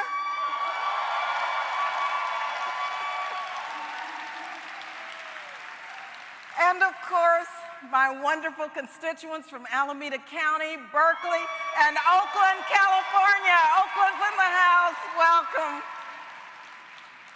Also to our esteemed speakers and dignitaries, the chair of the International AIDS Society and our co-chairs of the conference, and to all of the members of the conference coordinating committee and staff, and most importantly to you, my brothers and sisters, let me just say thank you for making this magnificent conference possible. And also I have to take a minute to thank all of you for helping us fight to lift the unjust and discriminatory HIV travel ban that prevented so many of you from coming to the United States and hosting this important conference. Welcome to the United States of America, and thank you. You know, few believed that it could not be done, but together we said, yes, we can. I remember having discussions with many of you at the International AIDS conferences in Thailand and Toronto and Mexico City that led me to begin to work with you on efforts to lift this ban. And thanks to bipartisan support, President Bush signed the repeal into law and President Obama lifted the ban. That was bipartisan support. And you know, the last conference in the United States was in 1990 in San Francisco, where we have a great leader in Congress, Congresswoman Nancy Pelosi, who from day one put ending this epidemic on the front burner of the House of Representatives. And so here we are 22 years later, once again in the United States. Although AIDS has made the transition from a death sentence to a chronic disease, new infections unfortunately continue at alarming rates. Now, HIV and AIDS disproportionately affects no group of people in my country, in our country, more than African Americans. Of the more than 1 million people in the United States living with HIV, nearly half are black men and women, even though blacks make up 14% of the population. Communities of color are most affected by HIV than any other group, and black, gay, and bisexual men account for 1 in 4 of new infections. And African American women account for the largest share of new infections among women. So we, like many countries, have more work to do. That is why this conference brings an opportunity to shine a global spotlight on the fight against AIDS in America and a national spotlight on the ongoing global epidemic. And yes, we stand with you, fighting to turn the tide together. Standing with us are tireless leaders like Phil Wilson of the Black AIDS Institute, and so many phenomenal community-based activists and organizations. And yes, Washington, D.C. vividly illustrates both the challenges and the progress presented by AIDS and the courage and the unbelievable work displayed by community activists and leaders. In Congress, for example, you have Congresswoman Eleanor Holmes Norton, who so proudly represents this beautiful city in Congress. And I have to just share with you, we are extremely fortunate to have great warriors in our fight in Congress. Congresswoman Maxine Waters from my state, from California, along with Congresswoman Donna Christensen from the Virgin Islands. Now, they led efforts to establish the Minority AIDS Initiative and increase funding for the Ryan White Care Act for the United States.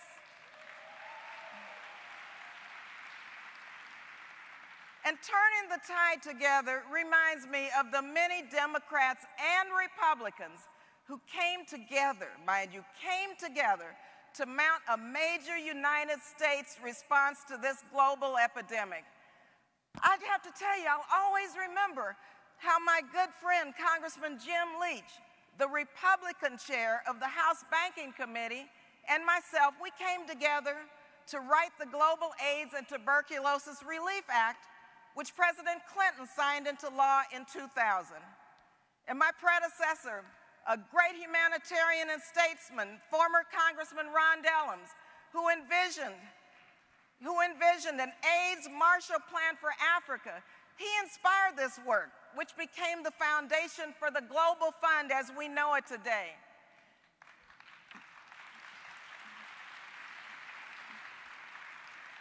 And so, yes, I am humble and very proud of the pioneering work that all of us did during our early meetings at the White House with President Bush and the Congressional Black Caucus, then under the remarkable leadership of a great woman, Congresswoman Eddie Bernice Johnson of Texas. Texas, mind you. We worked on this together with President Bush. Yes, it can be done. And we said in a letter to President Bush, and I quote, "We cannot win the war against AIDS without greater financial resources and a clear plan of action for the United States." Shortly thereafter, we began writing the PEPFAR legislation with my former esteemed colleagues on the House Foreign Affairs Committee. And these members, unfortunately, have passed. The late Congressman Henry Hyde, Tom Lantos, and Don Payne. How I wish they were alive to be with us tonight. I wish you could be with them to meet them and to see how committed they were to end AIDS throughout the world. And yes, President Bush signed this bill into law boldly and bravely. And since then, in 2003, and since then, we have made tremendous progress in expanding HIV treatment access and saved millions of lives. Many of you here helped us fight for a United States domestic PEPFAR. Thankfully, under President Obama's bold leadership, we now have a national HIV/AIDS strategy. We finally have that.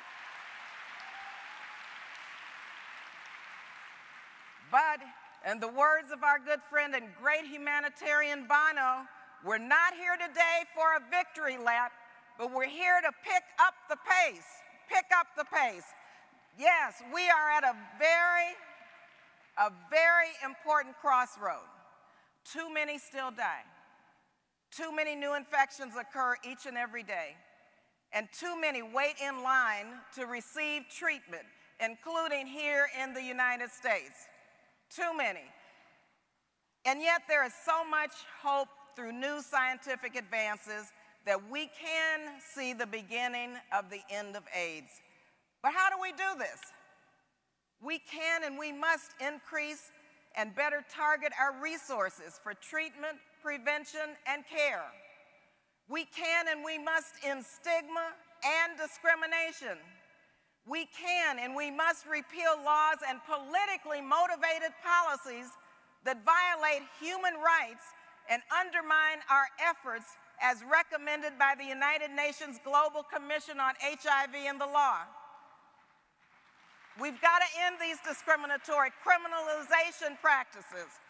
And yes, we can and we must engage meaningfully with key affected populations, and that includes men who have sex with men, transgendered people, sex workers, and people who inject drugs. People who inject drugs. Yes, we have to have everyone involved in ending AIDS. And that's exactly what my new legislation, some of you know about this, it's called Ending the HIV/AIDS Epidemic Act. That's what it would do. And so I call on Congress to pass my bill and all governments to commit to achieving an AIDS-free generation. We cannot retreat now. We must redouble our commitment to PEPFAR and the Global Fund. Redouble our commitment. We must do that. And we must redouble our commitment to the National HIV/AIDS Strategy in the United States. We must do that. And above all, we must protect the inherent humanity and dignity of all people. Action means everything. It means survival, but it means hope. And so at this moment, we have a tremendous opportunity to act to put an end to AIDS. We have civil society throughout the world and AIDS activists, scientists, healthcare workers. We have all of you who have brought us this far. So do not slow down now. We can and we must turn this tide together. In the words of the great President Nelson Mandela, he said, "It always seems impossible until it's done." Until it's done. Until it's done.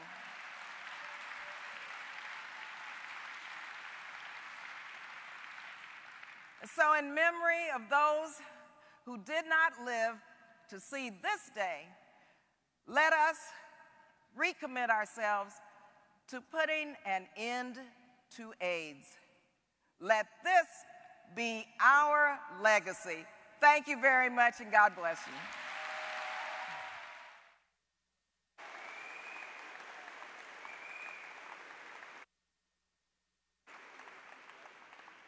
While serving as U.S. Global AIDS Coordinator, he played a pivotal role in the development and early implementation of the U.S. President's Emergency Plan for AIDS Relief.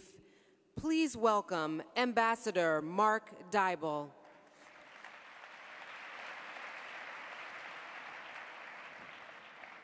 Good evening. As a person who proudly served President Bush, it's a great privilege to be part of this distinguished series of speakers, to be among all of you, and in particular, persons living with HIV. You know, a few blocks down the street, the AIDS quilt carpets the center of Washington, D.C. But it also covers the world in a shroud of darkness and shame for the many millions who need not have died, and for all those who died abandoned and shunned by family and society. The past decade, light has started to poke through the seams in that quilt. We are right to celebrate the breathtaking scale-up of treatment and care for orphans and vulnerable children, and substantial progress in prevention. Yet we are far from living in the light of day. But because of recent scientific advances, dawn is breaking if we only let it. What was just unthinkable 3 years ago is now in sight: an HIV-free generation and an end to this epidemic. Today, the end of this epidemic must be our singular goal. Rapidly expanding treatment to HIV-positive persons is a gift that just keeps on giving, granting health and life to those who receive it while protecting HIV-negative loved ones and partners. Drugs used for treatment can empower HIV-negative persons to control their own destiny and hold it in their own hands, in particular women who have no other means to protect themselves. Male circumcision, substitution therapy, and needle exchange round out the clinically based interventions. When these prevention options are made available with behavior change in condoms, it becomes possible to bend the trajectory of new infections further down from its current path. This approach to combination prevention allows a person to protect themselves in different ways as they move in and out of different risks during the course of their life. If options are provided to meet a person's need in each season of life, we can end this epidemic. While we passionately pursue that goal, we must soberly and dispassionately face facts. First, ending the epidemic is not eradicating HIV. That will come when science produces a cure and vaccine. Ending the epidemic has an epidemiological definition, and that means to drive down infections to very low levels that are even lower than the ever-decreasing deaths as we achieve an AIDS-free generation. We cannot be shy about the implementation challenges, including those well beyond the reach of medicine and health providers. We must be clear that only countries can lead their own strategies and programs and increase funding over time, while the rest of us support their important work. To achieve maximal impact, a public health approach is required, focusing on high transmission geographies and high-risk populations. Strategies will be country-specific and, in fact, will be different from region to region. Stigma and discrimination against high-risk groups, including men who have sex with men, sex workers, and those who use intravenous drugs, must be overcome to end the epidemic. Sex abuse and gender violence, lack of inheritance rights, and many other social barriers stand in the way of success. Getting people at risk to enter and stay in lifelong prevention programs requires both the health and non-health sectors to fully participate. Persons living with HIV, community-based organizations, and the private sector are essential. But so are faith-based organizations that provide 30 to 70% of healthcare in Africa and can either be pose challenges to us or actively promote the health of their congregations and must be welcomed into the HIV community of support. To achieve the goal, of course, health systems must be created and strengthened, political leaders must embrace the end to the epidemic, and resources, international and domestic, must be mobilized and maintained. Now, some might focus on the triple threats we just discussed of political will, implementation barriers, and resource mobilization, and want to temper the call for an end to the epidemic. But haven't we heard that all before? If we're going to be evidence-based, let's look at the historical record. When global health and development politicians said a global fund wasn't possible, the Global Fund to Fight AIDS, Tuberculosis, and Malaria was created and has provided nearly $23 billion to support programs in 150 countries. While the United States is the largest funder, the vast majority of resources come from Europe and Japan, and that's global solidarity for a truly Fund Mondial. While some believe that partisan politics in the United States would prevent a sustained commitment, President Bush launched the President's Emergency Plan for AIDS Relief, the largest international health initiative in history for a single disease. That's pretty remarkable, the largest international initiative in history for a single disease. It's committed $44 billion with strong bipartisan congressional support, including from people like Congresswoman Lee. President Bush set new standards for global health and HIV that included a shift from paternalism to partnership, a results-based approach, good governance, and the active engagement of all sectors. The Obama administration has capably picked up and evolved those foundational principles, and through the leadership of Ambassador Gooseby, has maintained strong bipartisan support. In fact, across administrations and changes in congressional leadership, HIV and global AIDS remains a firmly nonpartisan cause because it reflects the values of the American people, not of a political party. When more than a decade ago, public health experts said HIV treatment wasn't possible in resource-limited countries, Botswana, Brazil, Thailand, and others ignored them and crafted, implemented, and largely funded their own national programs. And much worse, when experts slandered an entire subcontinent and asserted that Africans were too promiscuous to control HIV, despite the fact that an average American or someone in the United States or Europe has more sexual partners in the term of their life than an African. Experts also claim that low-income countries in Africa could not manage something as complicated as antiretroviral therapy. What utter nonsense. Africa, the rapid scale-up of prevention care and treatment in Africa is an African achievement, and the experts, again, were wrong.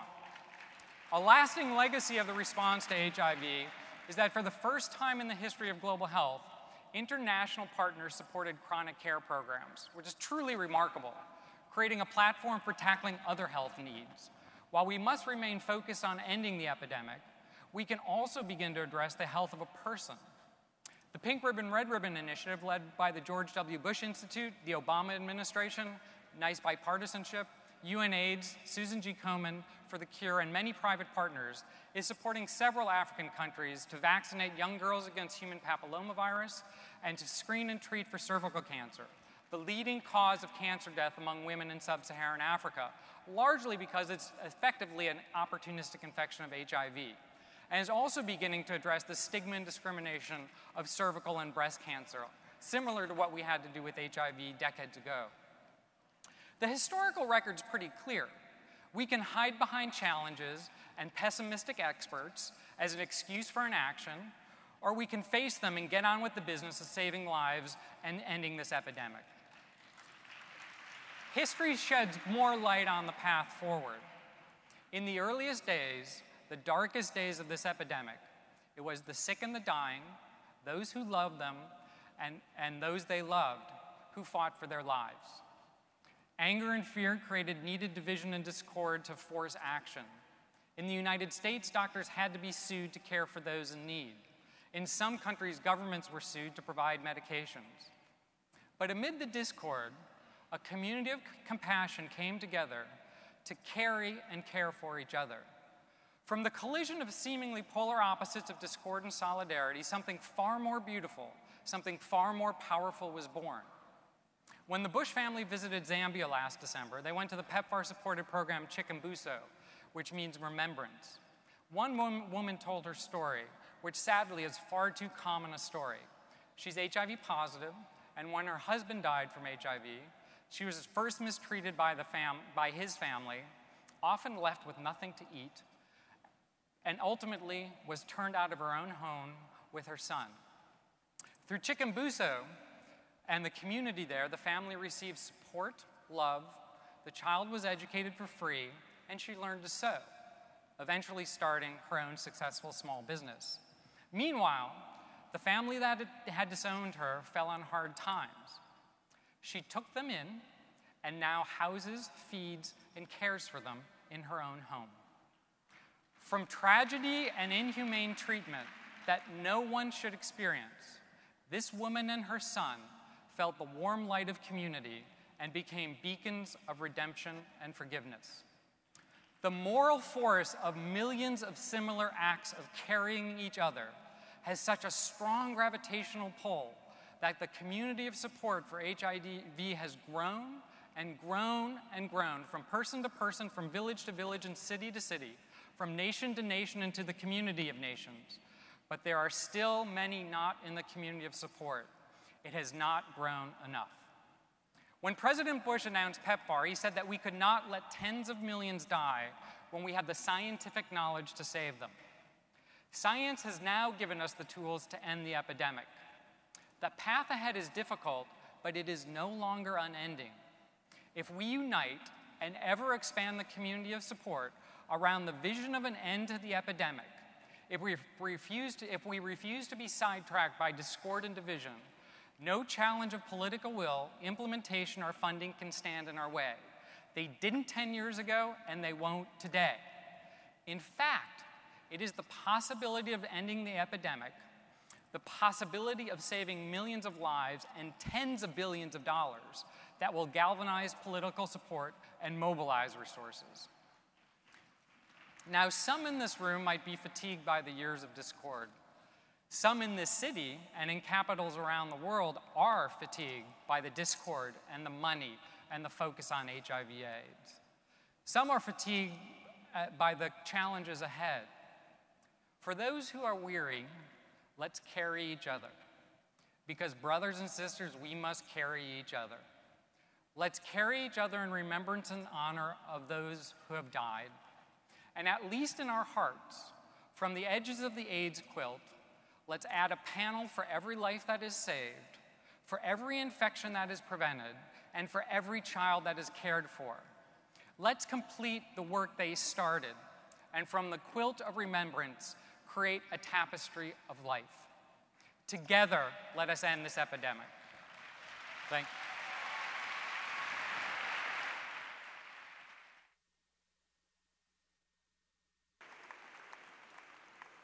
The 19th International AIDS Conference is honored to welcome the Deputy President of the Republic of South Africa, His Excellency Kgalema Motlanthe.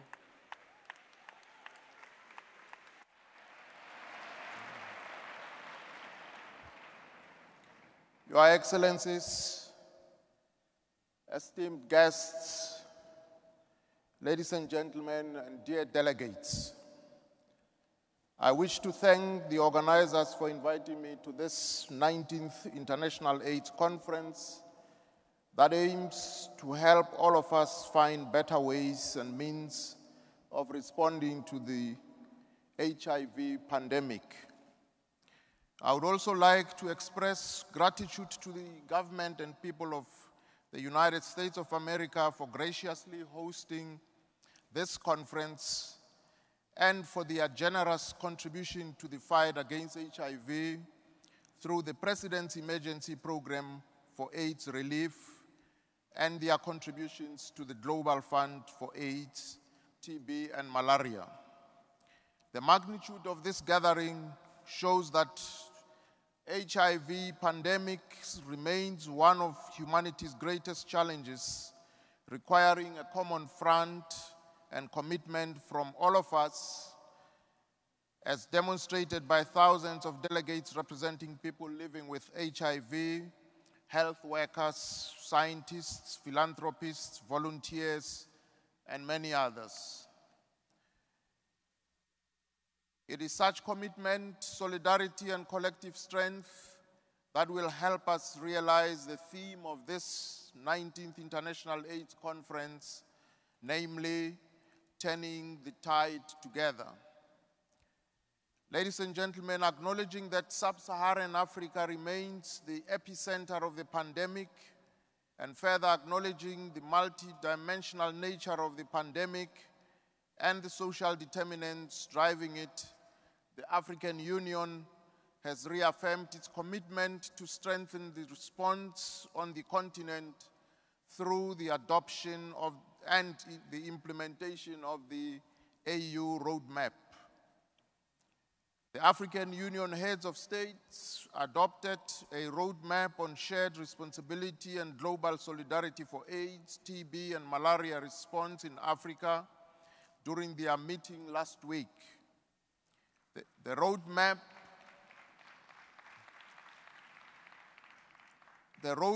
will explore a set of practical African resourced solutions for enhancing shared responsibility and global solidarity for AIDS, TB, and malaria responses in Africa on a sustainable basis by 2015.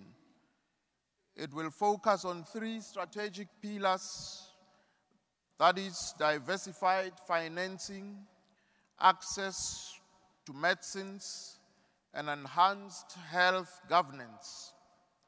This landmark development demonstrates our commitment as Africans to scale up our collective efforts. Since South Africa is the country with the largest number of people living with HIV in the world and the largest country in the most affected region, the global fight against HIV and AIDS cannot be won without success in South Africa. In recent times, the efforts that we have made with support from development partners are starting to bear fruits, as evidenced by some of the successes we have seen over the last few years.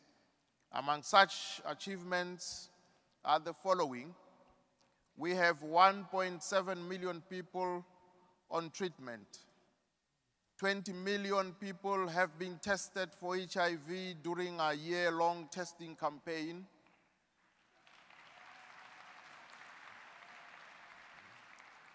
And the rate of mother-to-child transmission has dropped from 8% in 2008 to 3.5% in 2010, and to 2.7% in 2011. These achievements are integral to the overall success story of Africa as elaborated in the latest UNAIDS Global Report. Indeed, we have achieved successes and great strides in the fight against HIV and AIDS over the last 2 decades. Yet, these successes must neither distract us nor make us complacent. More importantly, this is not the time to reduce our contribution to the fight against HIV and AIDS. We are still faced with many challenges as we move from the emergency phase of our response to a phase of consolidation, scaling up and sustaining our multi-sectoral approach with a strengthened health system. This consolidation phase requires a new approach, a new paradigm underpinned by, among others, the principles of global solidarity, mutual accountability, and transparency.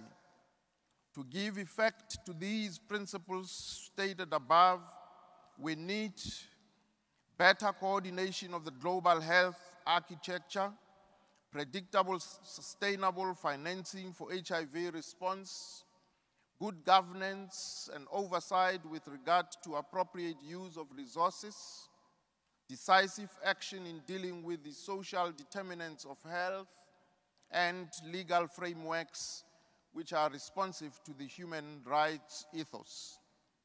Ladies and gentlemen, science is making great strides in coming up with new innovation in treatment and prevention.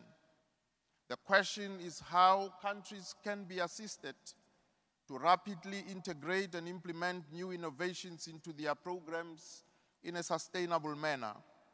I trust that as we deliberate on the wide range of issues exposed by the HIV pandemic, we will be invigorated by the successes and the progress we have made to date, bearing in mind that we can neither slow down nor be complacent. The war is not yet over. We cannot declare victory yet. We are only just beginning to turn the tide. A comprehensive, robust, decisive, and sustainable response to HIV is like climbing a mountain. 20 years ago, we were at the foot of the mountain. Our collective efforts, resilience, and determination have brought us to within inches of the summit of the mountain. We dare not slide back. We take this opportunity to thank all the health providers at the coalface of this pandemic, hoping that they will be encouraged by the emerging successes. We count on civil society as strategic stakeholders to continue to keep governments accountable to the commitments they have made. We urge the development partners, including foundations and philanthropists, investors, to maintain their investments in our efforts to turn the tide. We look forward to concerted efforts by all partners to work with the African Union and its members to implement this roadmap to ensure a sustainable response to HIV, TB, and malaria. And lastly, we have journeyed together through years of ignorance, confusion, and despair, but also resolve, hope, and some spectacular results. A future of zero new infections, zero discrimination, zero AIDS-related deaths, and zero new infections due to vertical transmission is within tantalizing reach. Let us reach it together. And I thank you for your attention.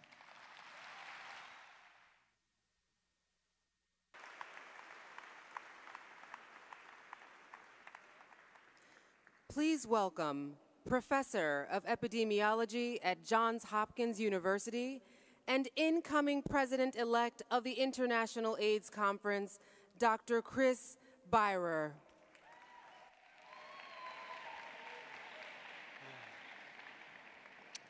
Good evening, everybody, ladies and gentlemen, friends and colleagues. It's my great honor and pleasure to introduce this evening's keynote speaker, the Secretary of Health and Human Services of the United States, the Honorable Kathleen Sebelius.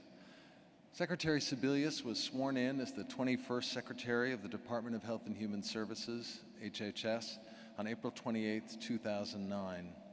Since taking office, Secretary Sebelius has led ambitious efforts to improve America's health and enhance the delivery of services to some of the nation's most vulnerable populations, including young children, those with disabilities, and the elderly. As part of the historic Affordable Care Act, she is implementing reforms that have ended many of the insurance industry's worst abuses and will help 34 million uninsured Americans get health coverage.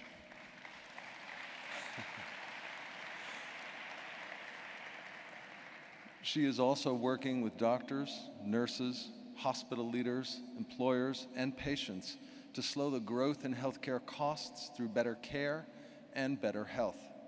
Under Secretary Sebelius' leadership, HHS is committed to innovation, from promoting public-private collaboration to bringing life-saving medicines to market, to building a 21st century food safety system that prevents outbreaks before they occur, to collaborating with the Department of Education to help states increase the quality of early childhood education programs and give patients more information, give parents more information to make the best choices for their children. Secretary Sebelius also leads the nation's emergency health responses to crises and natural disasters, including the Haiti earthquake, the Gulf oil spill, and the Joplin, Missouri tornado. And as America's top health official, she continues to work with our international partners to confront global health issues, including, of course, HIV/AIDS. Secretary Sebelius served as governor of Kansas from 2003 until her cabinet appointment in 2009, and was named one of America's top 5 governors by Time magazine. Please join me in warmly welcoming Secretary Kathleen Sebelius.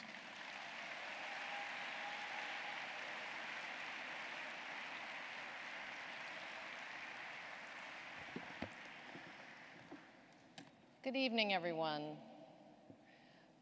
I want to greet my fellow speakers and delegates and colleagues, friends. On behalf of President Obama, who tonight is with the survivors and family and community in Aurora, I'm so pleased to welcome the International AIDS Conference back to the United States.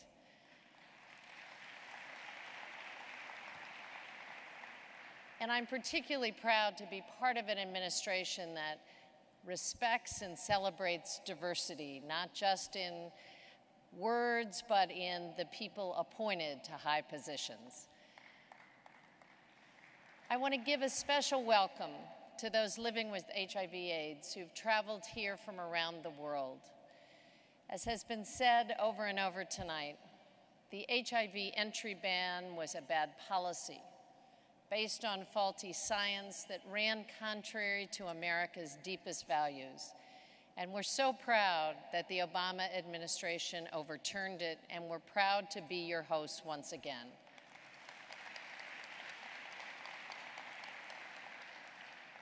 Now, as we gather this week, we have many reasons to feel hopeful. Around the world, new infections are falling. The ranks of those on treatment are growing. And in countries where AIDS has taken its greatest toll, life expectancies are beginning to rise once again.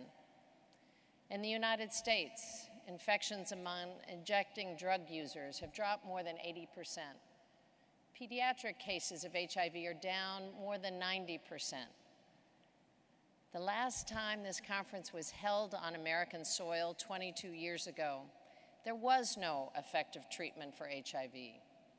Today, someone diagnosed with HIV and treated before the disease is too far advanced can have a nearly normal life expectancy. Now, these gains have been accompanied by long-awaited breakthroughs in science, including the recent finding that treatment itself is among the best forms of prevention. So as a result, we've reached a point where the goal of an AIDS-free world, once a far-off dream, is now within sight. And yet we don't have to look too far to be reminded of how far we still have to go. Right here in Washington, D.C., our nation's capital, 1 in every 16 Black men is HIV positive. And data show an alarming increase in the infection rate among some Black women.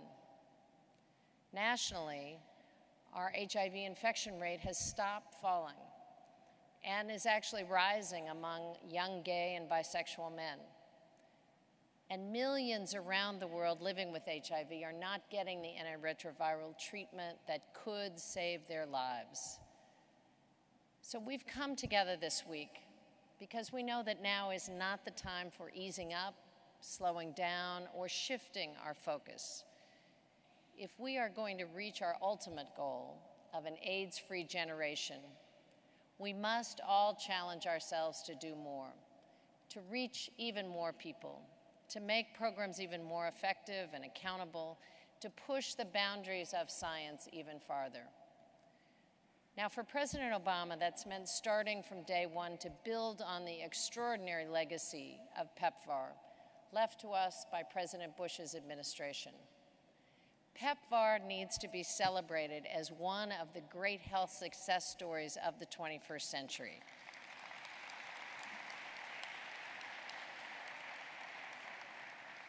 It's a terrific achievement the American people and the program's partner countries can be very proud of.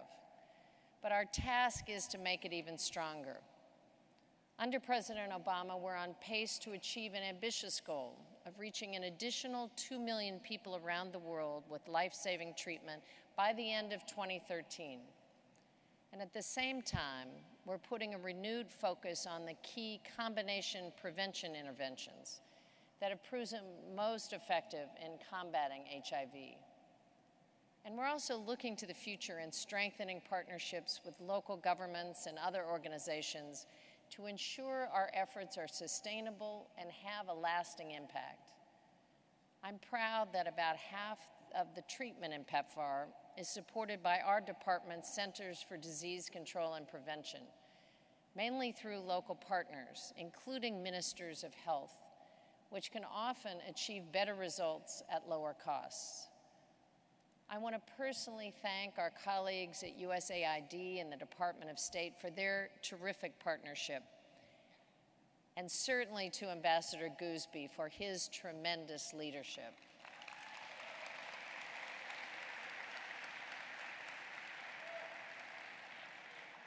We also must continue adding to our arsenal for fighting this disease. This week, our department's Food and Drug Administration will announce that more than 150 antiretroviral drugs are now available through PEPFAR. And we're pushing forward in other areas too. For example, our department recently developed a simple laboratory test that detects recent HIV infection, a major development that will help us better evaluate and improve our prevention efforts. And we must continue to support efforts to make life-saving AIDS drugs more affordable,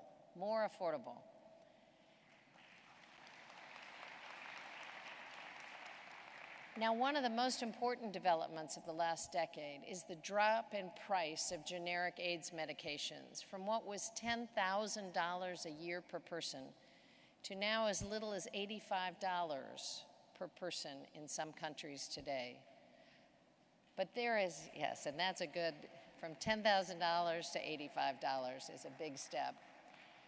But there's much more work to be done. That's why the United States has increased our support for the Global Fund. And that's why we'll continue to support the Doha Declaration on TRIPS and Public Health.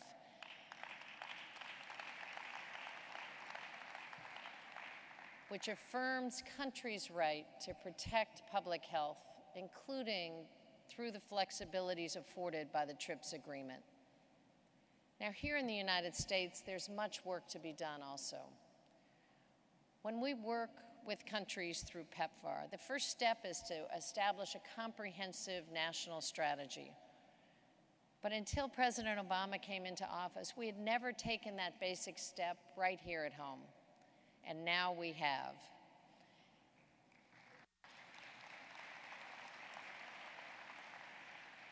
The National HIV/AIDS Strategy, unveiled 2 years ago, has given a new sense of direction and purpose to our domestic response. It starts with more funding. For roughly a decade before the president came into office, domestic HIV prevention funding had been flat. Since President Obama has come into office, resources have increased every year he's been here. And on Thursday, we announced nearly $80 million new dollars for HIV/AIDS treatment.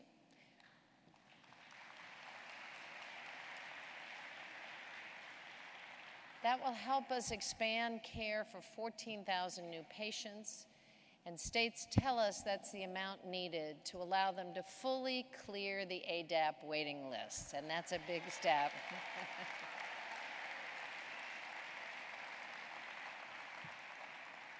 Now, under our new domestic strategy, we're also targeting our existing resources more effectively to the communities that have been the hardest hit. Already we've made key changes in how we distribute funds to health departments for prevention, moving to a new formula that better reflects the needs of today. And we're focusing on the interventions that have been proven to work best, including testing, linkage to care, and treatment. And I'm proud to say that today, Americans have better access to these life-saving interventions than ever before, thanks to the historic legislation signed by President Obama over 2 years ago. America is finally on its way to joining the rest of the world in making affordable health coverage available to all of our citizens. All of our citizens.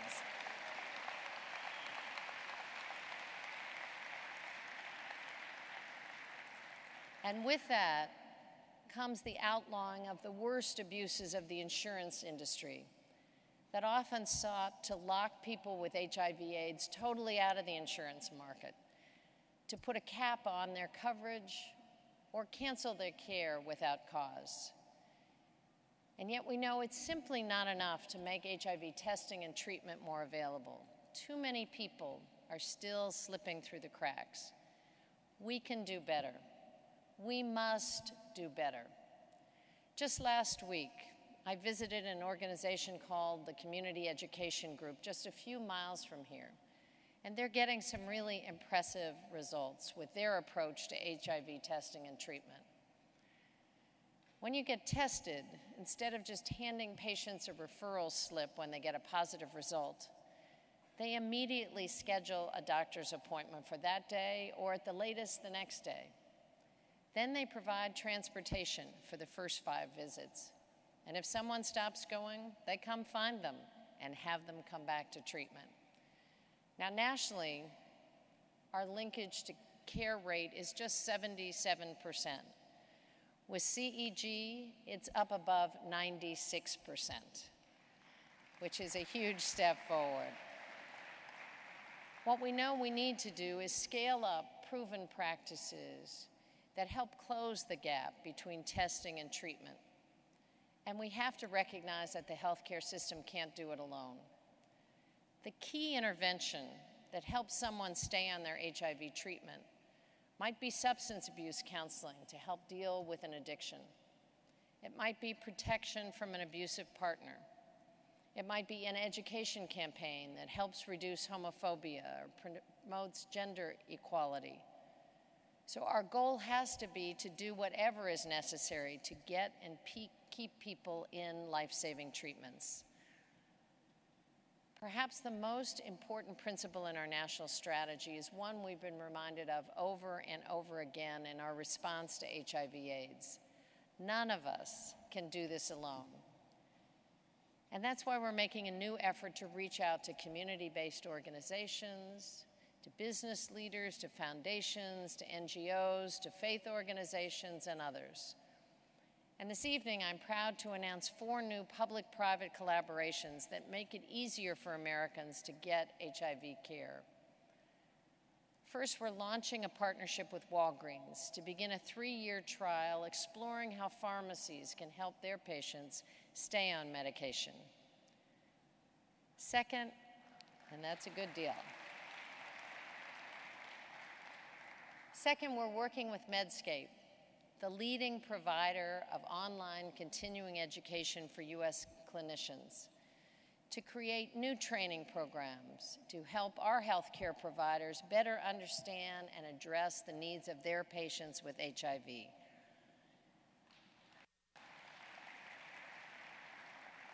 Third, we're announcing 2 partnerships with the MAC/AIDS Fund, a mobile texting pilot program called You Care for Life to help patients get important reminders and tips for managing their disease, and a joint project with PEPFAR that will bring together international leaders to explore how lessons learned through PEPFAR can be applied back here in the United States.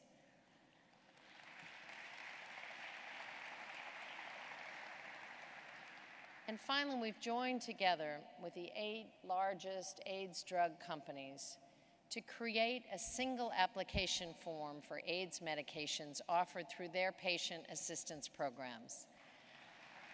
Long overdue, but on its way. Now, this application will make it easier for patients to get their life-saving drugs. And all 8 companies, Abbott Laboratories, Boehringer Ingelheim, Bristol Myers Squibb, Gilead, Genentech, Johnson & Johnson, Merck, and ViiV, have agreed to begin accepting the form starting September 1st.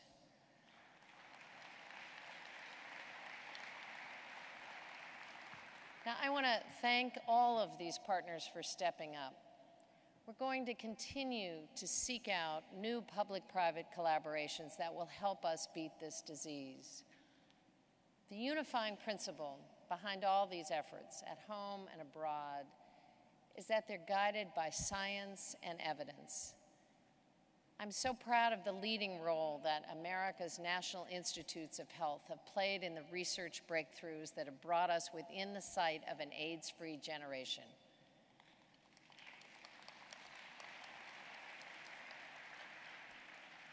Earlier this week, we took another step forward with the approval of Truvada, the first drug shown to reduce the risk of HIV infection in uninfected individuals at high risk, the first time. So in the days ahead, you'll hear about the promising next steps in other areas, from basic science to microbicides for women, to voluntary male circumcision, to improved therapies, to potential vaccines for HIV and TB, and to the ultimate goal of a cure. Science is the reason this conference got started, and it remains the driving force behind our efforts to combat this disease. In the weeks leading up to this conference, to AIDS 2012, I've been viewing and thinking about the AIDS quilt, which is now being displayed at this conference and at locations across the city. Some of those 48,000 panels hang on the first floor of the building where I work.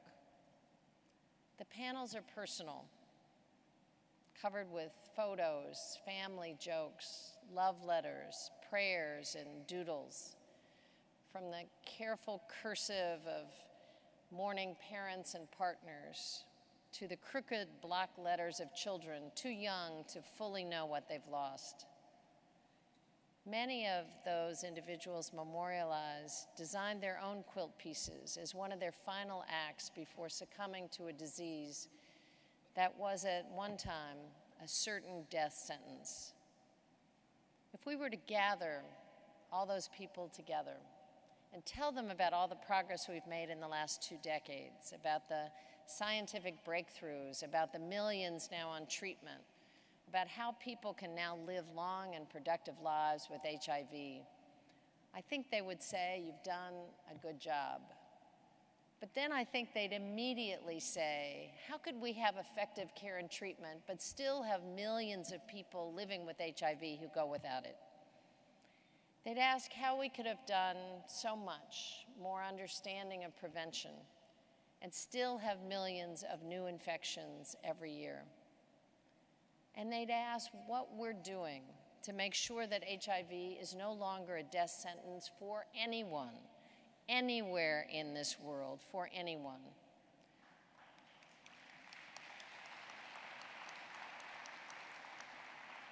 I think they'd say, that's great that you've set a goal for an AIDS-free generation. Now you must hurry up. And that's what brings us together for this important dialogue this week. This is a chance for each of us to arm ourselves with the latest science, to trade best practices, to learn from one another, and then go back to our communities and our countries with renewed energy and a determination to finish the job. So again, on behalf of the United States, we are proud to be your hosts for the 19th International AIDS Conference, and we're honored to be your partners in this most important work. Thank you. and good night. Thank